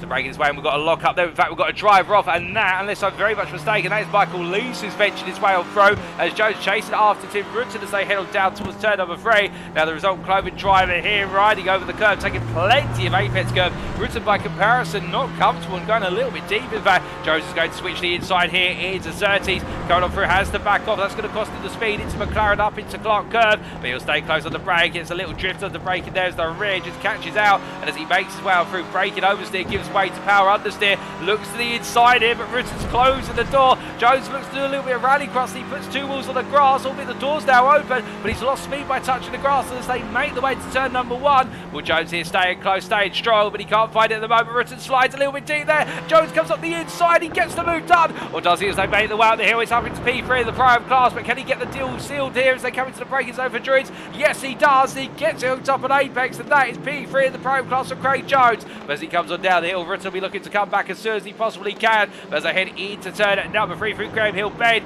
meanwhile just up the road from them, we've got Mark Sykes, your leader in the pro class now, under pressure from Garrett Gardner behind as he comes through the left into right, charging it up towards turn number 5. Onto the brakes they go, and will Gardner very close here as they come through the right hander. A little bit of contact there between Gardner and McDougall and Holmes, I believe, and a little bit of a chain reaction. But as they come out of 5 and onto the start for the straight, well, Sykes is going to be vulnerable as Gardner's got the low line, and on top of that as well, he's got the overspeed, and I think here Sykes is going to have to let it go and be mindful that McDougall might look for the move here as they come into the braking zone. In fact, he doesn't, because McDougall's got to defend. Conversely, versus Wesley Holmes, as Holmes of the 86 Racing outfit now trying to find his way up the inside as they head uphill into the braking zone here into Druids Bend once again, and McDougall having to defend and go on the offensive in equal measure, tapping in the rear of Sykes' car. And as they come down the hill this time, well, McDougall close, but no cigar. Meanwhile, further behind, We see Jones here under pressure from Rutten as meanwhile. We've also got Morton and Addy getting into the mix. This is the battle for what is P3 in the Pro class, the final podium spot here. Everybody's hunting it as much as they possibly can as they make their way into turn 4.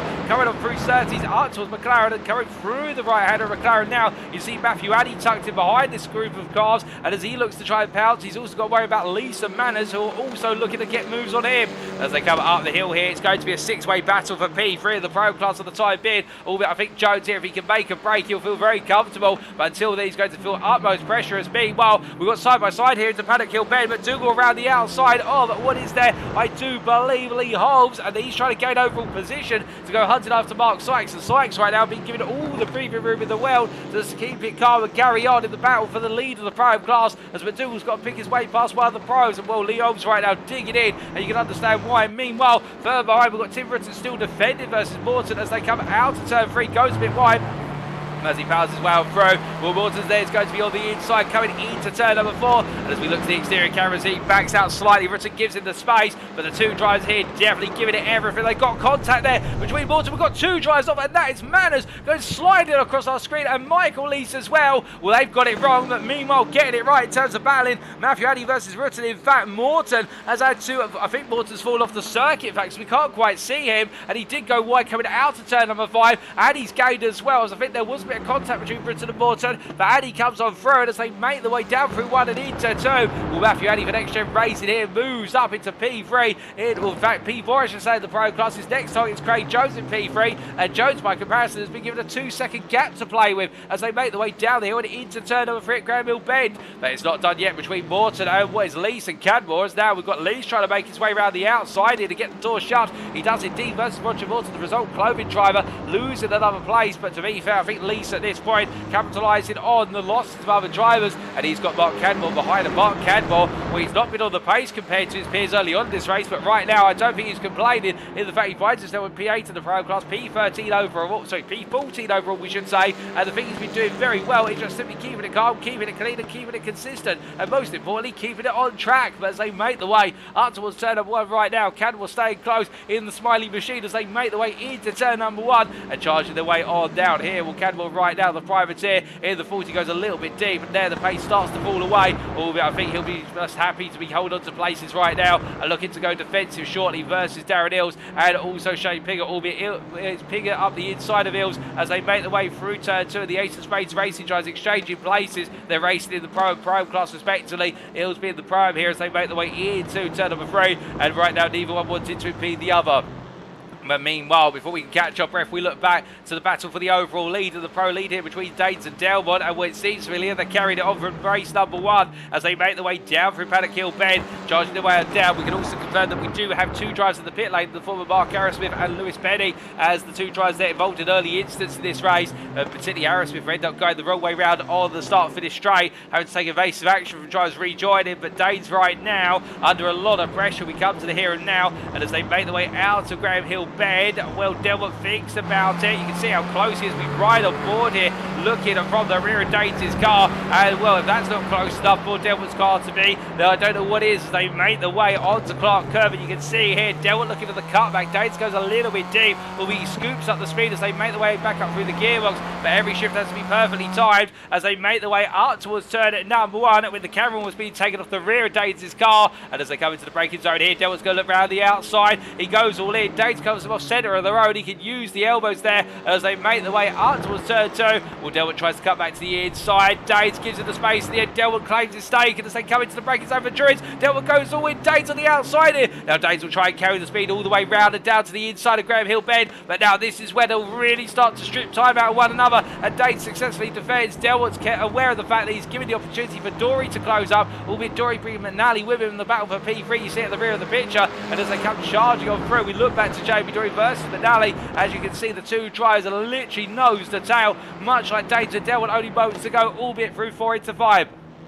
as they come through the right-hander and up the hill towards turn number 1, they charge once again. Well, right now we've got a two-way battle for the lead. We've got a two-way battle for P3, and a little bit further back we've got a great two-way battle for its P7, and more importantly, in the minds of McDougall and also Mark Sykes, what is the lead of the Prime class, as McDougall holds on with Mark Sykes just behind him by 3/10 at the moment. In fact, I think he's recently made the move for the lead of the Prime class off camera, but McDougall, having fallen off the circuit earlier on and coming out to Graham Hill Bend, now finds himself right back up there once again.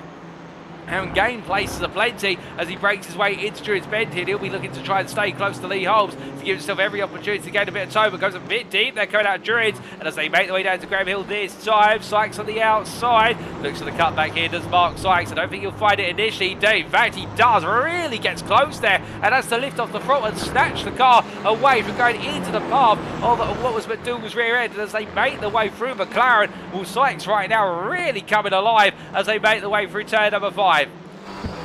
Riding on board here with the 666 driver, continued his pursuit. The gap 3.5 tenths this time, but with the amount of pace he's showing here, I would be surprised if he has another shot at this very shortly. They make the way to lap number 13. We're only just going into the second half of the race right now. The laps continue to count up, and Sykes glides his way through Paddock Hill Bend as McDougall does the same in front, but Sykes here still close, 2.5 tenths as they break the way into Druids Bend. He goes very late on the brakes into Sykes, not quite able to open the door up yet, but he's definitely thinking about it here as he comes out of 2 and down towards Graham Hill. Now into left-hander, you can see Holmes just up the road, albeit being allowed to break away a little bit, but this prime battle started to really build momentum. And as they head down the back straight and up towards turn number 4, well, as much as Sykes would like to try here, I think he's going to wait another lap unless McDougall makes a mistake coming through turn number 5 here. Sykes catches the rear of the car, glides it in, they drifts it under braking, and will the rear brake bias causes the rear of the car to really snap loose on braking entry as they make the way on the start finish straight now. It does look as though whilst he's got the less stable car,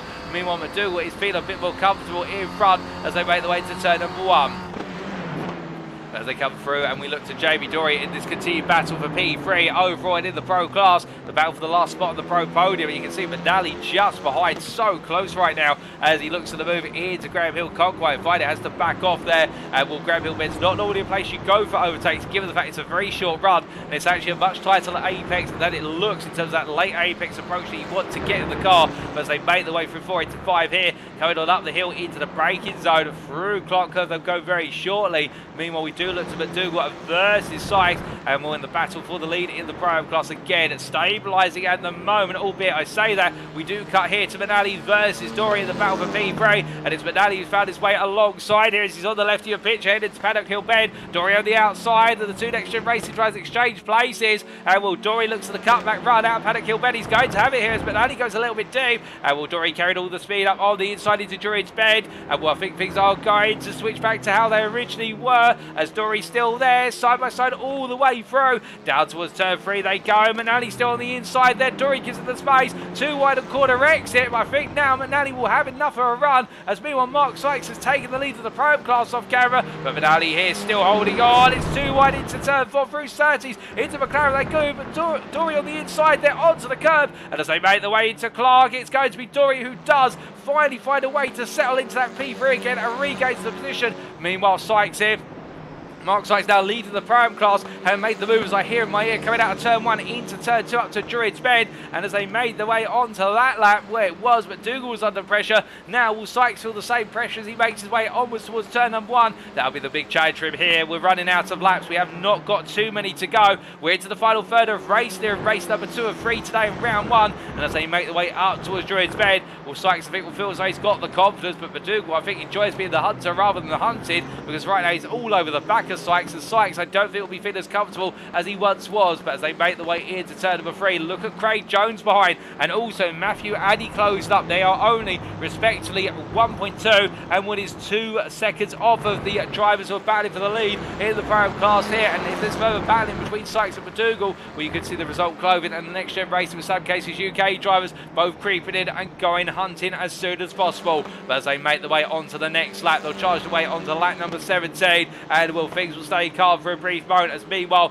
we look back to your overall leaders. Here's Chris Danes, who's still got Adam Delmont right behind, and Delmont just not letting this go whatsoever in the fact he's all over the back of Danes. Danes in return And now flashing his lights there for Lee Horner in P18 is effectively going to be a lap down very shortly if Danes comes on through, and Horn seeing it, immediately respecting the blue flags and recognising the fact the race leaders are there. And well, I can imagine if Danes was held up by Horn, he would not be too impressed, and there might be words after the race. And well, Danes right now, bit between his team, he doesn't want to lose even a single thousandth if he can afford it. Meanwhile, we do look back to Sykes versus McDougall. In fact, we jump on board here with the CXR Project Black driver as he looks to get close to making the move here into turn number 5. Now, what's very interesting about this battle is both drivers seem to be better as the hunters rather than the hunted, in terms of they both feel more confident or comfortable in the car when they are behind and chasing. Now, of course, they will have a little bit of slipstream to them, as we see a little bit further up the road. That's Lee Holmes up the inside of Garen Gardner in the battle for P5 into Paddock Hill Bend. But staying with this battle for a moment, we can see that both drivers are making a smooth run out of Paddock Hill Bend. But Dougal not as close this time, coming out of turn 1 as he goes into turn number 2. A bit of a lock up there on the front brakes from Mark Sykes. Albeit not a full lock up, but having to release the car before it started to understeer completely away. I think Sykes here may have been pushing the car very hard early on in this race to move into the lead, and now that he is there, I think he hasn't got the brakes or the tyres in order to sustain the pace all the way to the end. But Dougal by comparison staying with him all the way on through, albeit on the brakes there, clattering off the curb. Meanwhile, got a bit of smoke kicked up. That is Adam McNally, who's added off track. So as a result, Jamie Dory's taken P3. Everybody else gains a place all the way down to Phil McDougall, who's moved up to P7. And as they make the way up towards turn number 1 this time, well, not long left. And meanwhile, a bit further back, we see Mark Cadwell here battling side by side with Darren Hills, as Hills around the outside to inside for P15. And now going up his inside will be Saunders. That is Reece Saunders, who makes the move to unlap himself from Cadwell. And well, now the Team Year 1 driver will look to try and pick his way past Darren Hills before all is said and done. As they head up towards turn at number 1. Keep an eye, of course, we do have 22 drivers here in attendance today, and Shane Pickett meanwhile battling still with what is behind Roger Morton and Michael Lees in front. With 22 drivers, that means the top 11 positions will be inverted on the grid, so 11th place and upwards is where you want to finish. And Tim Rutten right now holding on to that much coveted P11 spot, as meanwhile we see here Pickett chasing after Lees with Morton in tow, and will no change at the moment between them. Meanwhile, a little bit further back, we can see here Darren Hills still having Mark Cadwell right behind him. And Cadwell looking for that potential move, as Ian Manners also trying to gain a little bit of ground on the DCW racing machine, the yellow, blue and black machine, looking to try and make headway after what was a very difficult start after an absolutely superb race number 1, which all unfolded in the wrong way in race number 2. But as they come out to turn number 5, well, Manners here looking on the inside, charging up towards turn number 1 they go, and the DCW racing driver looking to get it done nice and early. I think Cadwell backing off slightly here, not to put up too much of a fight. I think he's wary of the fact that with the laps remaining, he just wants to get some points on the board and also look for a potential move if there's a mistake. And speaking of one, Darren Hills goes a bit wide at Paddock Hill Bend. Cadwell up the inside immediately, and that's our point being demonstrated as precisely as that, as they make the way through Druids Bend. And right now, Cadwell back up to P16, takes the place of what is Hills, and heading down towards Graham Hill Bend now. Will it be Cadwell or will it be Hills who holds on to P9 in the Pro class come the end of this race? Well, they haven't got long to find out, as meanwhile we look from them back up to your overall and your pro race leader of Chris Dates of NXTGEN Racing there as he makes his way on down.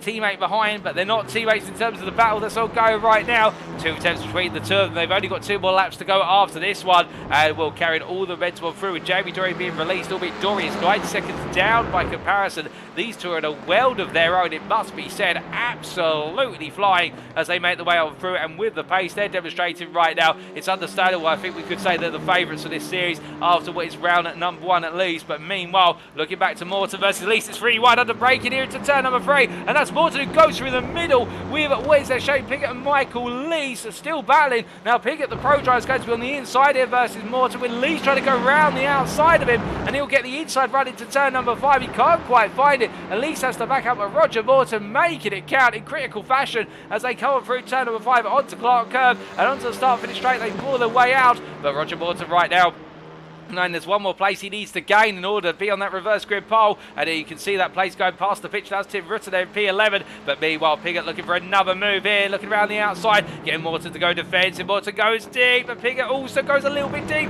It's going to be very close here as they make the way up the hill, but I think in the end it will be Pickett who gets the move on. But will Lees also come on through? He'll come careening up the inside. If he does, he looks for it. There's contact between the two of them. Michael Lees really getting the elbows out here, and I think Roger Morton right now may do the same down to turn 3, but then he backs off as they make the way through. But meanwhile, heading on to the final lap, it's Danes versus Delmont in the battle for the overall lead as they make the way down. Lap 23 of 23 is underway, white flag out, and as they make the way up the hill towards Druids Bend, well, Danes in the middle of the road here using all the road whip to his advantage. Meanwhile, Delmont just followed on suit as they make the way out of 2 and down towards Granville Bend at 3, but coming down the hill and into the braking zone, we hear that Jamie Dory's headed off track, and with that, Lee Holmes up the inside there, Jamie Dory to take P3 we should say, as Dory drops down to P4, but then we look back up to the race leaders, and as they make the way through the final 2 corners, well, that is Surtees complete. Through McLaren they go, and in to Clark Kerr very shortly, and Danes holds on for now, and they exchange places early on in the race, but Danes found his way back on through, and as he heads to the timing line here, he's going to make it 2 out of 2 at Brands Hatch Indy. As he comes to the line, he takes the win as Chris Danes in race 2 here at Brands Hatch Indy, ahead of Adam Delmont in P2. The next gen racing pair cross the line together. Lee Holmes in the end for ATEC Tech Racing will hold on, we reckon, to the finish line to take P3 on the overall pro podium ahead of Jamie Dory.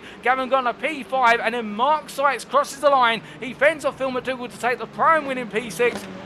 Phil McDougall PE7 for CXR Project Black behind the Next Gen Racing driver, and Craig Jones notches up his first podium of the season for Result Clothing there in P8, the first podium in the Prime class that is, ahead of Adam McNally and Matthew Addy, who completes the top 10. Tim Rutten comes home P11 to take reverse grid poles on to understand it for race number 3, and a P5 of the Prime driver in class for Team Year 1, Shane Piggott P12, Michael Lees P13, Roger Morton P14, and then it is Ian Manners P15 for DCW Racing ahead of Mark Cadmore, and then it will be Darren Hills P30, Lee Horn P18, and Marie Saunders will be the last of our finishers on circuit, P19 there, in what has been an absolutely superb race from start to finish, and we will get confirmation on that reverse grid when we can. In fact, with 21 drivers taken to the grid, it may be only the top 10 places that are inverted, but we'll have to wait and see it, whether it be Matthew Addy or Tim Rutten who gets the inversion at pole position. But meanwhile, as our drivers make the way into the pit lane, an absolutely phenomenal race number 2, carrying on from where we left off in race number 1. And well, let's take a look at those race results, subject to any stewards' inquiries, of course, as all our drivers make their way back into the pit lane. And well, I think they've definitely earned a brief moment of rest.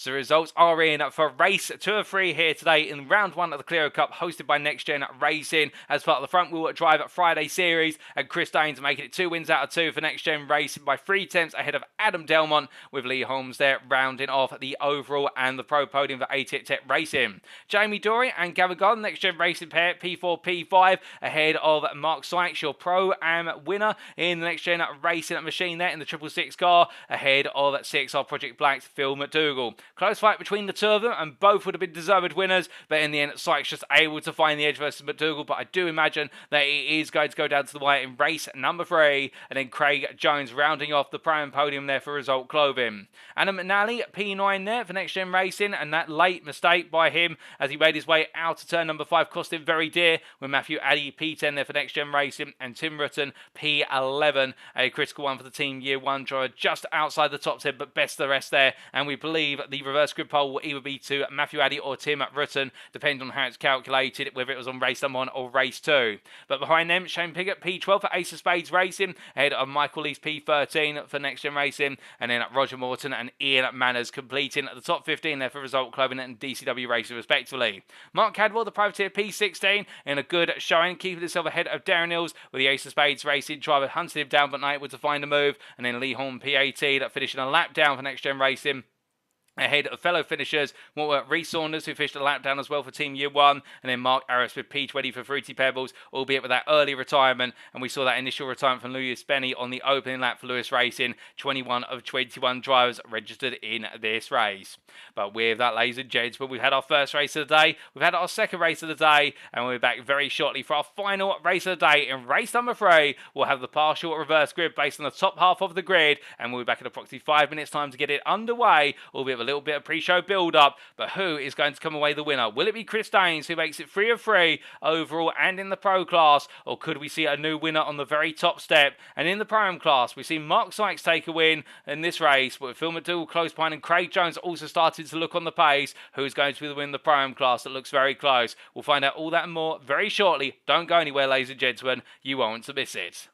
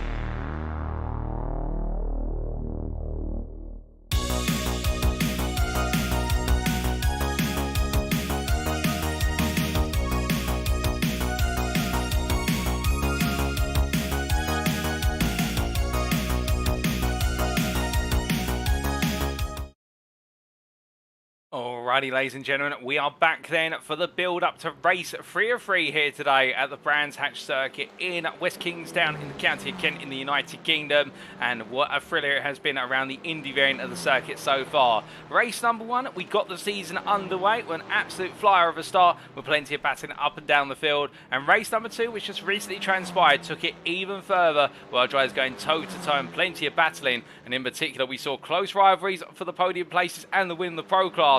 And in the Pro-Am class, it was battles of plenty inside the top 5 all the way to the winner. And as we get ready to go one more time, all our drivers will be set to go racing. And when we do look in particular here to Phil McDougall, the Pro-Am runner-up in race number 2, and he'll be thinking about what can he do in this final race of the day in order to be able to make it a win on third times the charm. As the number 83 driver makes his way on around on this practice lap at the moment. We do see there Oliver Wayne in the Facebook chat, and I do believe that might be one of our regular drivers in the form of Ollie Wayne. And good evening to you, Ollie, and I hope you're doing well. And who says, awesome league, wish I had time to join in. And we do miss seeing you out of the circuit, but at the same time, we're grateful to have you tuning in. And well, if you are tuning in right now and you haven't said hi so far in any of the chats, don't be shy, feel free to say hi. We don't bite here at Next Gen Racing, and do let us know what's been your favourite moment so far in the racing today, or perhaps you've not had a favourite moment, perhaps you've been enjoying all of it, but do let us know either way. And also let us know who you're perhaps supporting there. Do we have anybody out there who's cheering on the 88 Tech Racing driver of Lee Holmes running around in the rather new livery for the car? Normally we've seen 88 Tech Racing have a bit of a white, black and green livery machine, but instead replacing that white for quite a bit of green on the car, and also blue molded into the mix as well. But it definitely does stand out amongst its peers as he makes his way on through and towards the start finish line there. Not long to go before we head into our final race of the day. We are expected to be about 2 to 3 minutes away from going to the grid, and we are waiting for a bit of clarity as to who will be on pole position. Will it be Addy or will it be Rutten who will be on pole, given the fact we did have 21 drivers in the second race of the day, and we're going to have another 21 drivers here today, and I suspect it may be Addy, given the split is an odd number and will most likely round down. But you know, we may round up, but as our drivers make their way on around. Meanwhile, we do also look to Craig Jones, who really did come alive in race number 2, and his goal for his own clothing will be to make it another podium here in race number 3 of the day. Of course, he will be inside where's that reverse grid, so he'll be towards the front, as will both Phil McDougall and Mark Sykes. So we will have some primes who will have the opportunity to mix things up at the front of the field, and that could lead to a tantalising battle for overall podiums. And well, it's not often that we see a prime battling for a podium position, given the relative pace of the pros versus the primes, but when we do have it happen, it can lead to quite a few sparks, particularly if a prime's got an opportunity to potentially take an overall race win. And well, as the checker flag comes out on this practice session, we're not too far away from seeing how they line up on the grid for our final race of the day. But as all of our drivers make their way to the grid, unfortunately we can't walk you through the grid due to limitations of the replay file, but we can show you the grid as it is being formed, and we can try to pick out who is starting where. Well, we do seem to have what is there, the Team Year 1 machine on pole position, and it was taken from P11 on the grid. It's Tim Rutten who'll be starting on pole for Team Year 1, and well, he'll be looking to have the best possible start he can into the opening corner. Most of the grid is already set. It's only Lee Horn who's yet to get into position, plus our safety car driver in the pit lane. But right now, no need for a safety car in the first 2 races of the day. Long may it continue. Lee Horn lines up at the grid. We are only moments away from going racing. It'll be Rutten versus Addy in the run to turn number 1, with Tim Rutten having the inside there. And can the Dutchman hold off the Briton and then try to break away with proceedings, keeping in mind, of course, that we do have the likes of Phil McDougall and Mark Sykes not too far behind. They'll be looking to charge on through. Well, it's going to be an interesting one, and also keep your eyes out for the likes of Chris Daines as he tries to charge through the field, but we await the lights.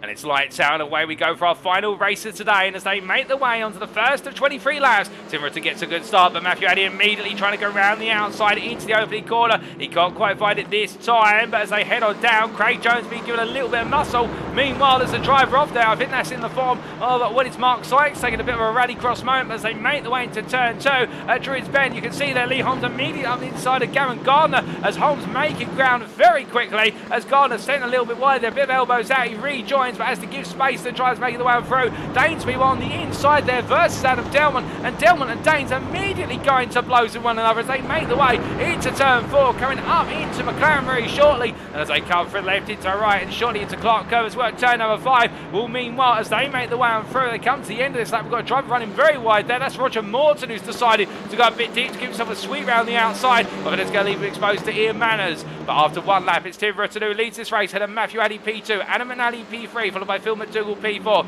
Craig Jones in P5, followed up by Jamie Dory P6, and then we have Lee Holmes, followed by Adam Delmont in at P8, and then Chris Daines and Shay Piggott who complete the top 10. As we see Piggott here, just behind him, best of the rest is Garen Gardner, who's lost a large number of places since the start of this race as they head on to lap number 2, charging their way through Druids Bend once more, and down the hill they fall. But as they come down, meanwhile we see Michael Lees versus Mark Sykes, as Lees goes a little bit deep there, and as they break the way into Graham Hill Bend, Sykes is going to go all the way around the outside, but he goes a bit too deep and has to rejoin the racing line very gradually, bouncing his way back onto the circuit, but he does so safely as possible as Ian Manners comes on through. But meanwhile Lees versus Horn, and Horn trying to pick his way up through. We've got a car going wayward, that's Roger Morton who loses the rear end, and Mark Harrismith gets collected again. Harrismith just cannot get a break. Whenever an incident happens, he ends up getting pulled towards it, but it's unfortunate. 3 out of 3 for Mark Harrismith in terms of races going wrong.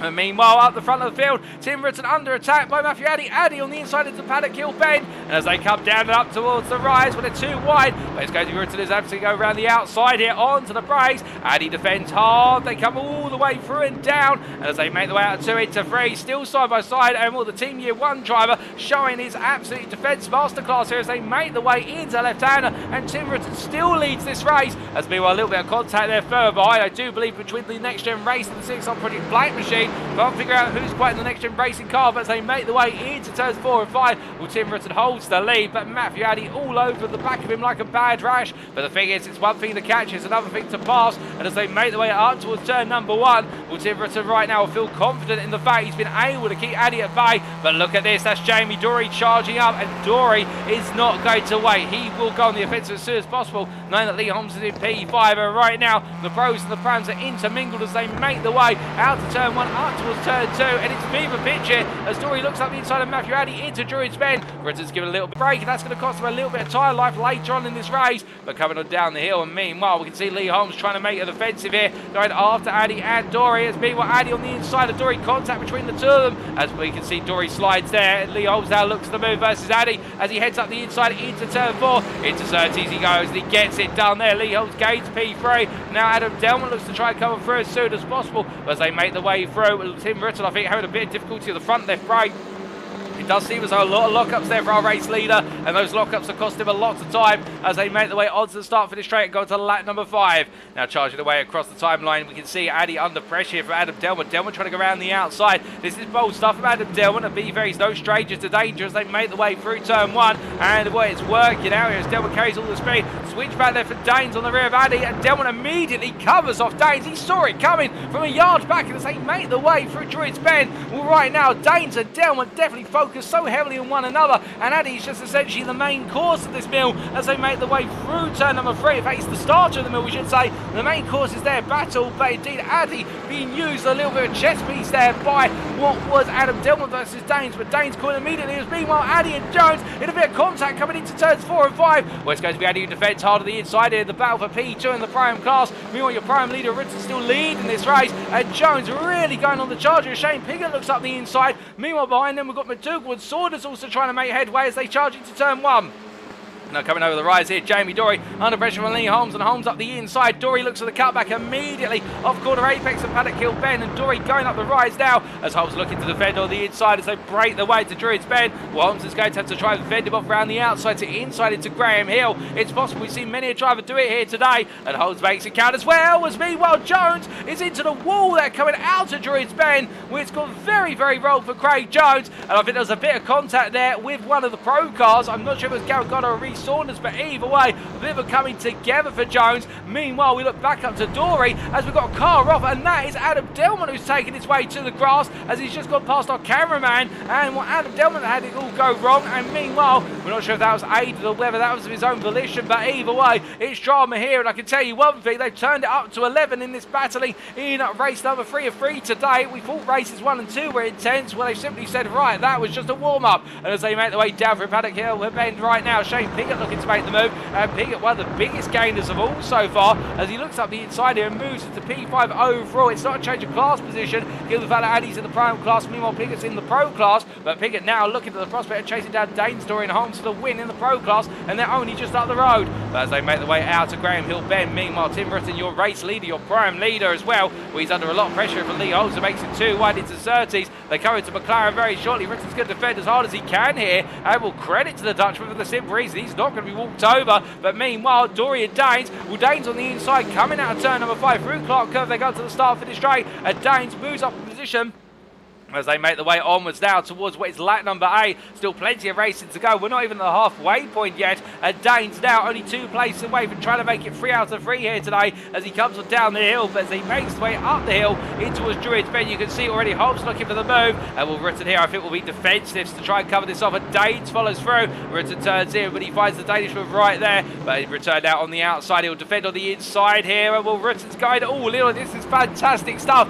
for the Team Year 1 driver. He may not be battling with these drivers in terms of in the pro class, but he's going to give it everything to hold on to overall position and try and sneak in an overall podium. I think with this battle he is costing himself some time as well, as now Daines gets on through around the outside, coming through McLaren, and as they make their way onto Clark Curve, now Rutten will be under pressure for Dory. Meanwhile behind them we see Phil McDougall chasing after Matthew Addy in the battle for P2 in the prime class as they make their way onto the start finish straight, coming on through this time around, and it's line astern all the way up the hill in towards the braking zone. But meanwhile we can see that Jamie Dory salivating and sliding all over the place in order to try and look for a way through for P3 overall. He can't quite find it at the moment. Meanwhile, Adam Delmont up the inside of Craig Jones, and will both of these drivers have had difficult races, and Delmont there in contact with Jones. And well, was there enough space? Was there enough space to remove, let alone for the two of them to go wide? I think that's the question. Well, while drivers come off worse than the other, Delmont turned towards the tyre barrier, but meanwhile we look back to Tim Rutten in the lead of the pro class, P3 overall, and as he makes his way into turn 4, going through the left into right here, through McLaren he goes, and with all the pressure of Dory and Piggott behind. But I think right now trying to back Dory into Piggott and get the two to fight one another, but he goes overly deep there, coming onto Clark Curve, and with that he's going to lose 1 and 2 places in quick succession as Shane Piggott looks up the inside here and powers his way on through. And well, now I think for Rutten he'll be looking behind and realise that the driver behind him now is a prime driver, and he will dig in, there's no question about it. As they come through Paddock Hill Bend and down towards the right to turn 1 they fall. Well, now it's going to be Addy and McDougall who look to try and find the way into that prime lead, as we see a massive lock up there for Lee Holmes, a further lock up from what is Jamie Dory just in front, but Phil McDougall here followed on through, and we jump aboard with the number 83 driver, the CXR Project Black.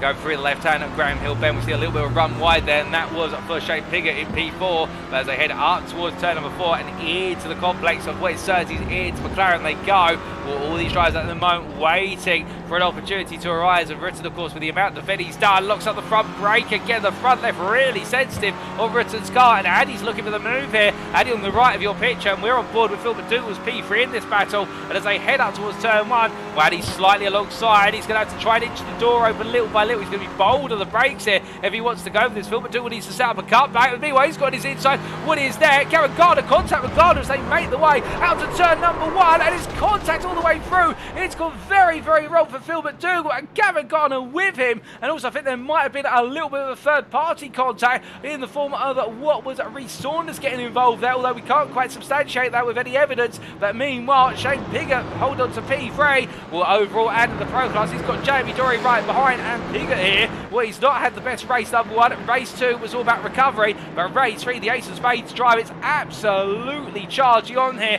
as he makes his way out of turn number 5 and up the hill towards turn number 1 once again. Jamie Dory in quick pursuit as they head on through, but the battles are starting to calm down a little bit towards the front of the field, although I say that it's only before they kick off once again as we now move our way into the second half of this race. But heading on down through Paddock Hill Bend, now Dory staying ever close as he makes his way on out, and Shane Piggott here defending to the middle of the road and off centre inside. We've got a further look up for Lee Holmes into Julian's Ben. Piggott having to defend here, and well, the two of them can't get quite close to Danes versus Holmes. Meanwhile, we've got a driver turn. That's Tim Rutten who's gone around on the exit of Julian's Ben. I'm not sure if he was aided there. I suspect the way the car was sliding, he might have been given a little bit of a tap. Or was that from Addy or Turty from Ian Manners? We're not quite sure. We can't confirm it. What we can confirm is that the Team Year 1 driver has been pushed down the order quite rapidly, and now is chasing after Mark Sykes once more in the battle for P10 over on what is P4 in the Prime class. Meanwhile, one falls, another rises, and that's Ian Manners from DCW Racing, who finds himself in P3 in the Prime, with that P2 in the Prime class, and chasing down the race leader, albeit between the two of them, he does have it. Reece Saunders who's running in P6.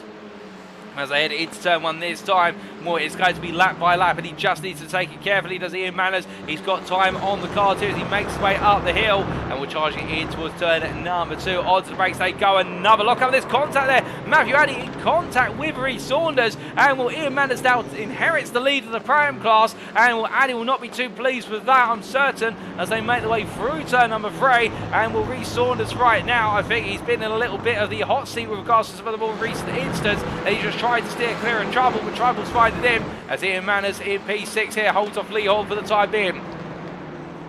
Now both drivers here gaining plenty of places since the start of this race, and really right now I think thinking that they don't want to be ended up in any instance that they've seen other drivers get involved in, which is completely understandable. But as they make their way up towards turn number 1, in towards the braking zone they go, and Will Saunders having to go a bit defensive there initially, albeit in the end returning to the racing line. I think conscious of the fact that Manners and Horn are going to be really pushing on as they make their way up towards turn number 2. Meanwhile, we look back to Mark Sykes at the back of this group, and we'll close behind Adam McNally as further smoke being kicked up there, and a lock-up from somebody inside the top 4. Curtis Julian's Ben. It's a regular lock-up now into the braking zone, and I wonder whether that might be coming off of Jamie Dory's car in particular. He's lost a lot of time recently, and that time he's not getting back any due course to the chase of P3 that's being held by Shane Piggott. We're focusing on Mark Sykes here, the centre of our cameraman's attention as he makes his way into McLaren's corner and go through the right-hander here. We see a little bit of run deep there for Adam McNally in P8. A lot of drivers really struggling now in the late stages of this race with those front brakes, particularly the front left brake.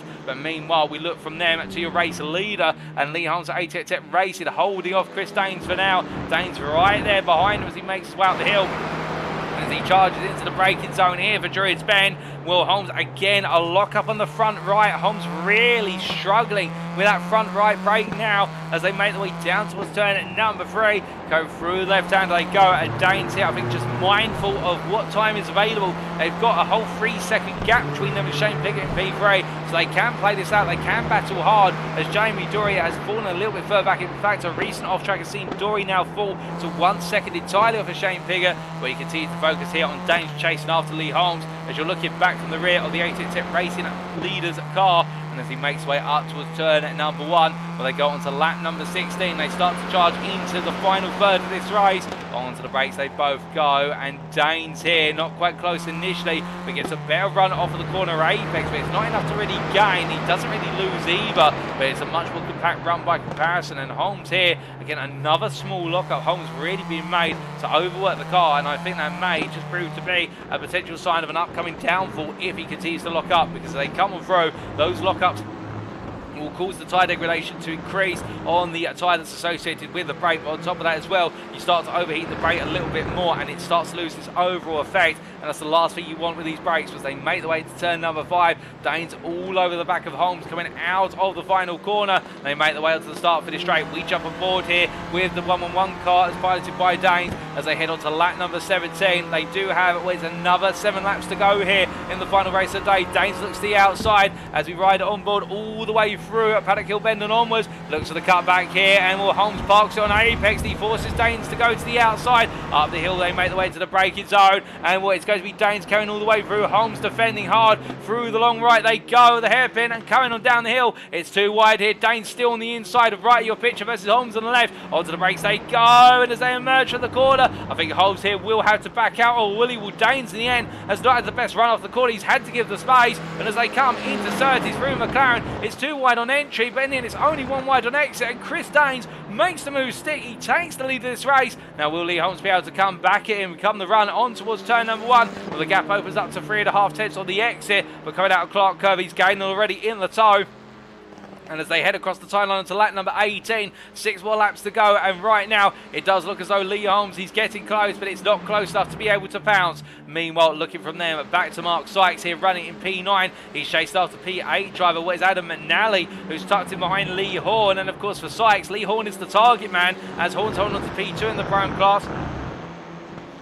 Whereas McNally, a pro driver by comparison, will not be factoring into that Pro-Am Championship early on. As they make their way out to Druids Bend, Sykes has to wait once again. As meanwhile, a little bit further down the order, Craig Jones looking for the move versus Cadmore. As Cadmore covers the outside, and Jones switches back to the inside. It's a little bit of tomfoolery, a bit of a dummy, if you will, as they make the way through Paddock Hill Bend. Jones there rides the curb high, but he has to back on the throttle to make sure the car doesn't get scooped out. And up the hill, in fact, that's not Cadmore, my apologies, that is Benny, who is battling with Lewis Benny, who right now defending well. And as they make the way down the hill out of Druids Bend, well, Craig Jones can't find his way through at the moment. He's going to have to wait for another opportunity, but the result, Cloven driver wants to pick his way on through, with Benny having to make a recovery drive after what was a dismal race number 2. Jones switches to the inside here for the purposes of Surtees. Into the left-hander he goes, and onto the brakes. They'll roll, and it does look as though there, Benny's lost out on the outside. There's contact, however, between Jones and Benny. Benny giving him the tap on the rear, and will Jones catches the car, and I think it will be Benny who gives the place back there after the contact. Indeed, they're side by side onto the start finish straight, but racing respect being shown there by Benny to yield the position as he lifts off and lets Jones take the place that I think you feel he rightfully earned. But meanwhile, as we look from them, as they make their way to Paddock Hill Bend, in fact, it does look as though Benny immediately go back on the offensive now, and Jones gets the door shut for there firmly and makes sure the place stays his in the battle for P18.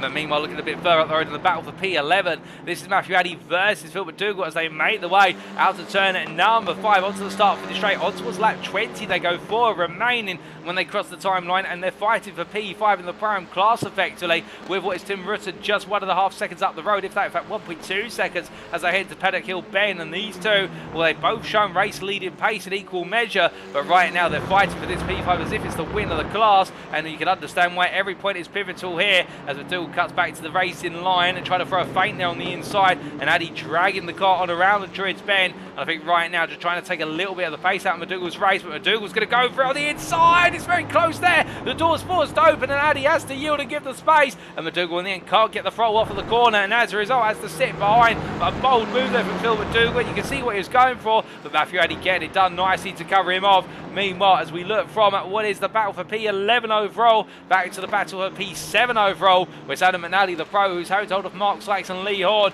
And you can see there Sykes taking a peek round the outside. McNally defends hard. The 3 next-gen racing drivers will right now as they make the way in with what is their Cadmore coming out the pit lane a lap down. Well, McNally gets the better run into the corner. He doesn't get the best run on the exit. Paddock Hill Bend. Sykes up the inside here for P7. He's going to go all in, and I think he will get this done, or will he, as it's too wide a corner exit. But McNally's going to back off as they come down the hill into the braking zone for turn 3 at Graham Hill Bend. McNally's still there, too wide all the way through, but Sykes goes wide and Lee Horn cuts it. It's going to be 3 wide in the run up towards turn number 4. It's going to be Horn on the inside, and immediately McNally backs off. Sykes then carries it all the way through despite the off track, and now Horn makes the move count inside to outside, but McNally comes back. There's contact between the two, but McNally almost goes round. He catches the car just in time. Lee Horn as well. They both survive it. As meanwhile, we look back to the race leaders.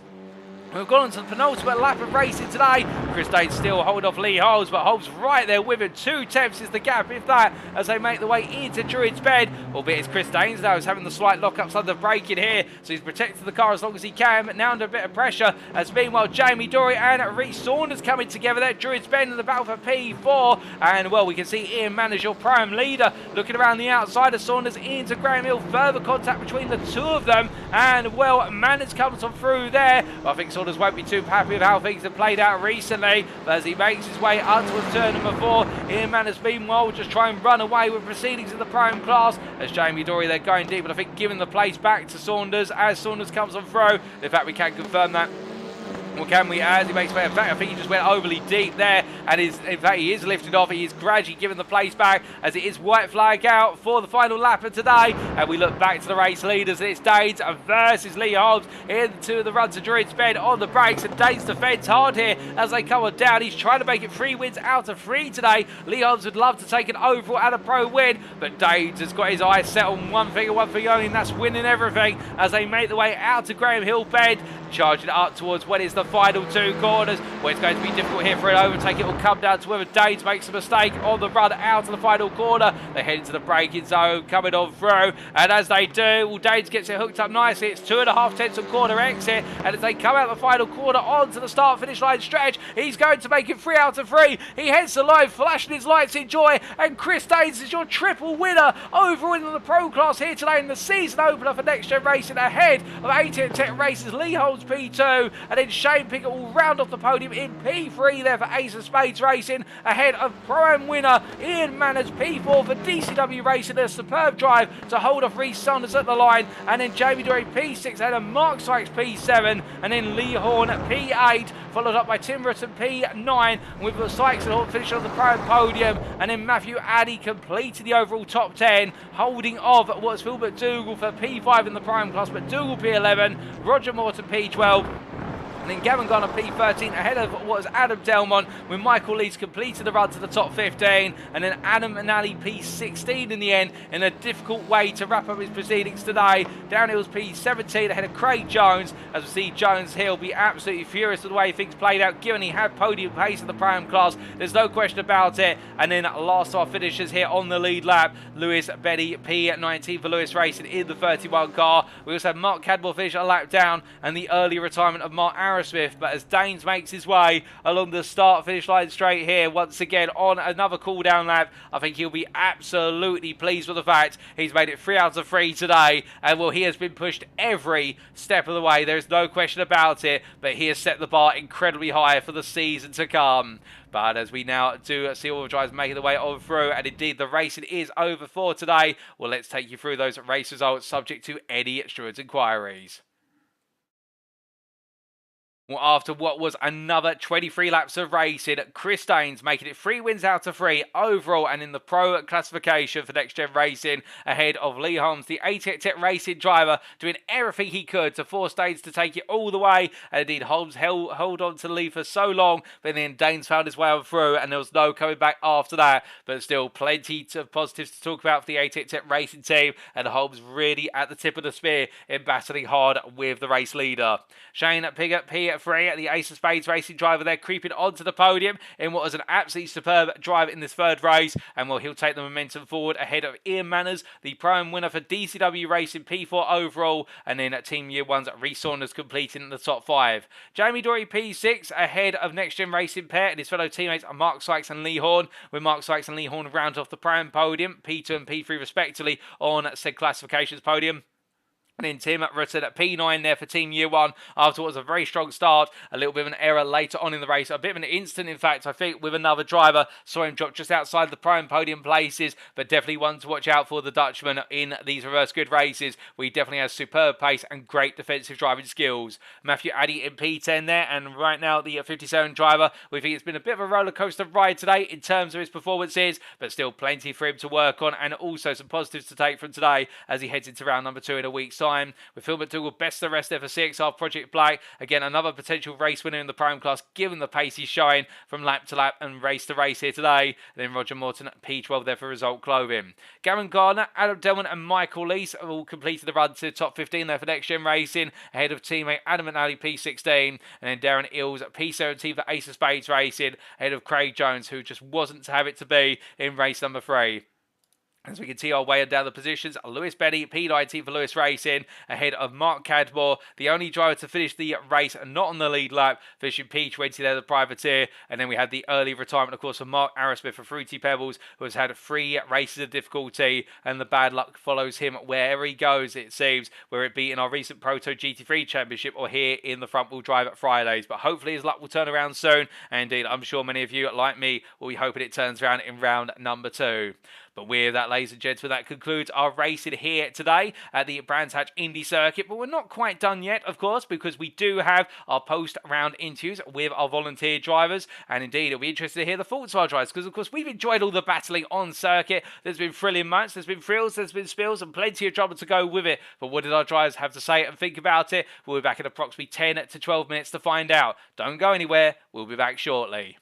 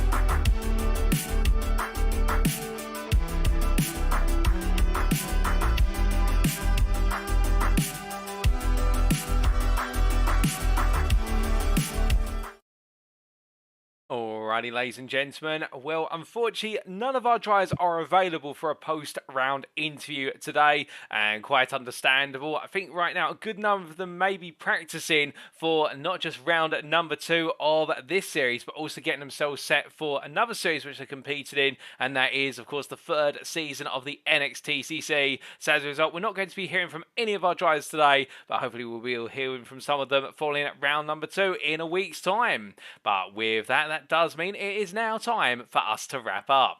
Thank you very much for watching, and if you have enjoyed today's racing and you want to know more about the Next Gen racing community in terms of the series we run, alternatively what we also do on the real world circuit as well as on the virtual circuit, why not firstly check out our official website, that is www.nextgenracing.co.uk, and indeed our website, as you can see very shortly on screen, it will pop up, is the home of clean and fair sim racing for all, and we've been hosting leagues for the best part now of 16 and a half years on a variety of PC and console, and we are continuing to expand our series year in, year out, including, of course, the most recently completed Proto GT3 Championship Season 2, also the ongoing Friday Leagues, and that is in particular the Front Wheel Friday Leagues, which we've just kicked off, and also the upcoming Season 3 of the NXTCC. We've got plenty more in store, and we're more than happy to have you join us on the grid if indeed you are racing on iRacing, and well, you never know, we may also have some other leagues on other sim racing platforms coming up later in 2023, but that would be telling to reveal it all now, or will be revealed, I should say,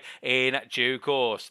But if you don't want to head to our website, you can, of course, also head to our Facebook group, and that is at www.facebook.com/groups/NextGen Racing. We can follow us on social media and keep up to date with all the latest updates with regards to our series and our leagues, but also the escapades of our drivers in the official esports events that we take part in. But speaking of taking part, well, indeed, we're going to be taking part of a flight to the United States now, as our drivers make their way to Laguna Seca in the state of California, in Monterey County, for round round number 2. The race will occur later this week as of Friday the 14th of April, but we'll bring it to you as if it were live in a post-round broadcast on Wednesday the 19th of April. And the question is there, who will be able to keep it out of the sand in the bearing heat, I should say, of California and bring on home the key results to carry on their championship campaign momentum. In the Pro class, it's Chris Daines who's made it 3 out of 3, and will he be able to make it another trio of wins? And in the Pro-Am class, it's wide open at the moment with many a name taken to the top step, and could we see somebody start to become a regular there? We'll find out all that and more in a week's time, but until then, we've been Next Gen Racing. I've been your host and commentator, Paul TX11 Walsh, also known as Britain Spit, depending on what media you follow me on. And until next time, remember to stay well, stay safe, stay smiling, but most importantly, remember to stay on track. Good night.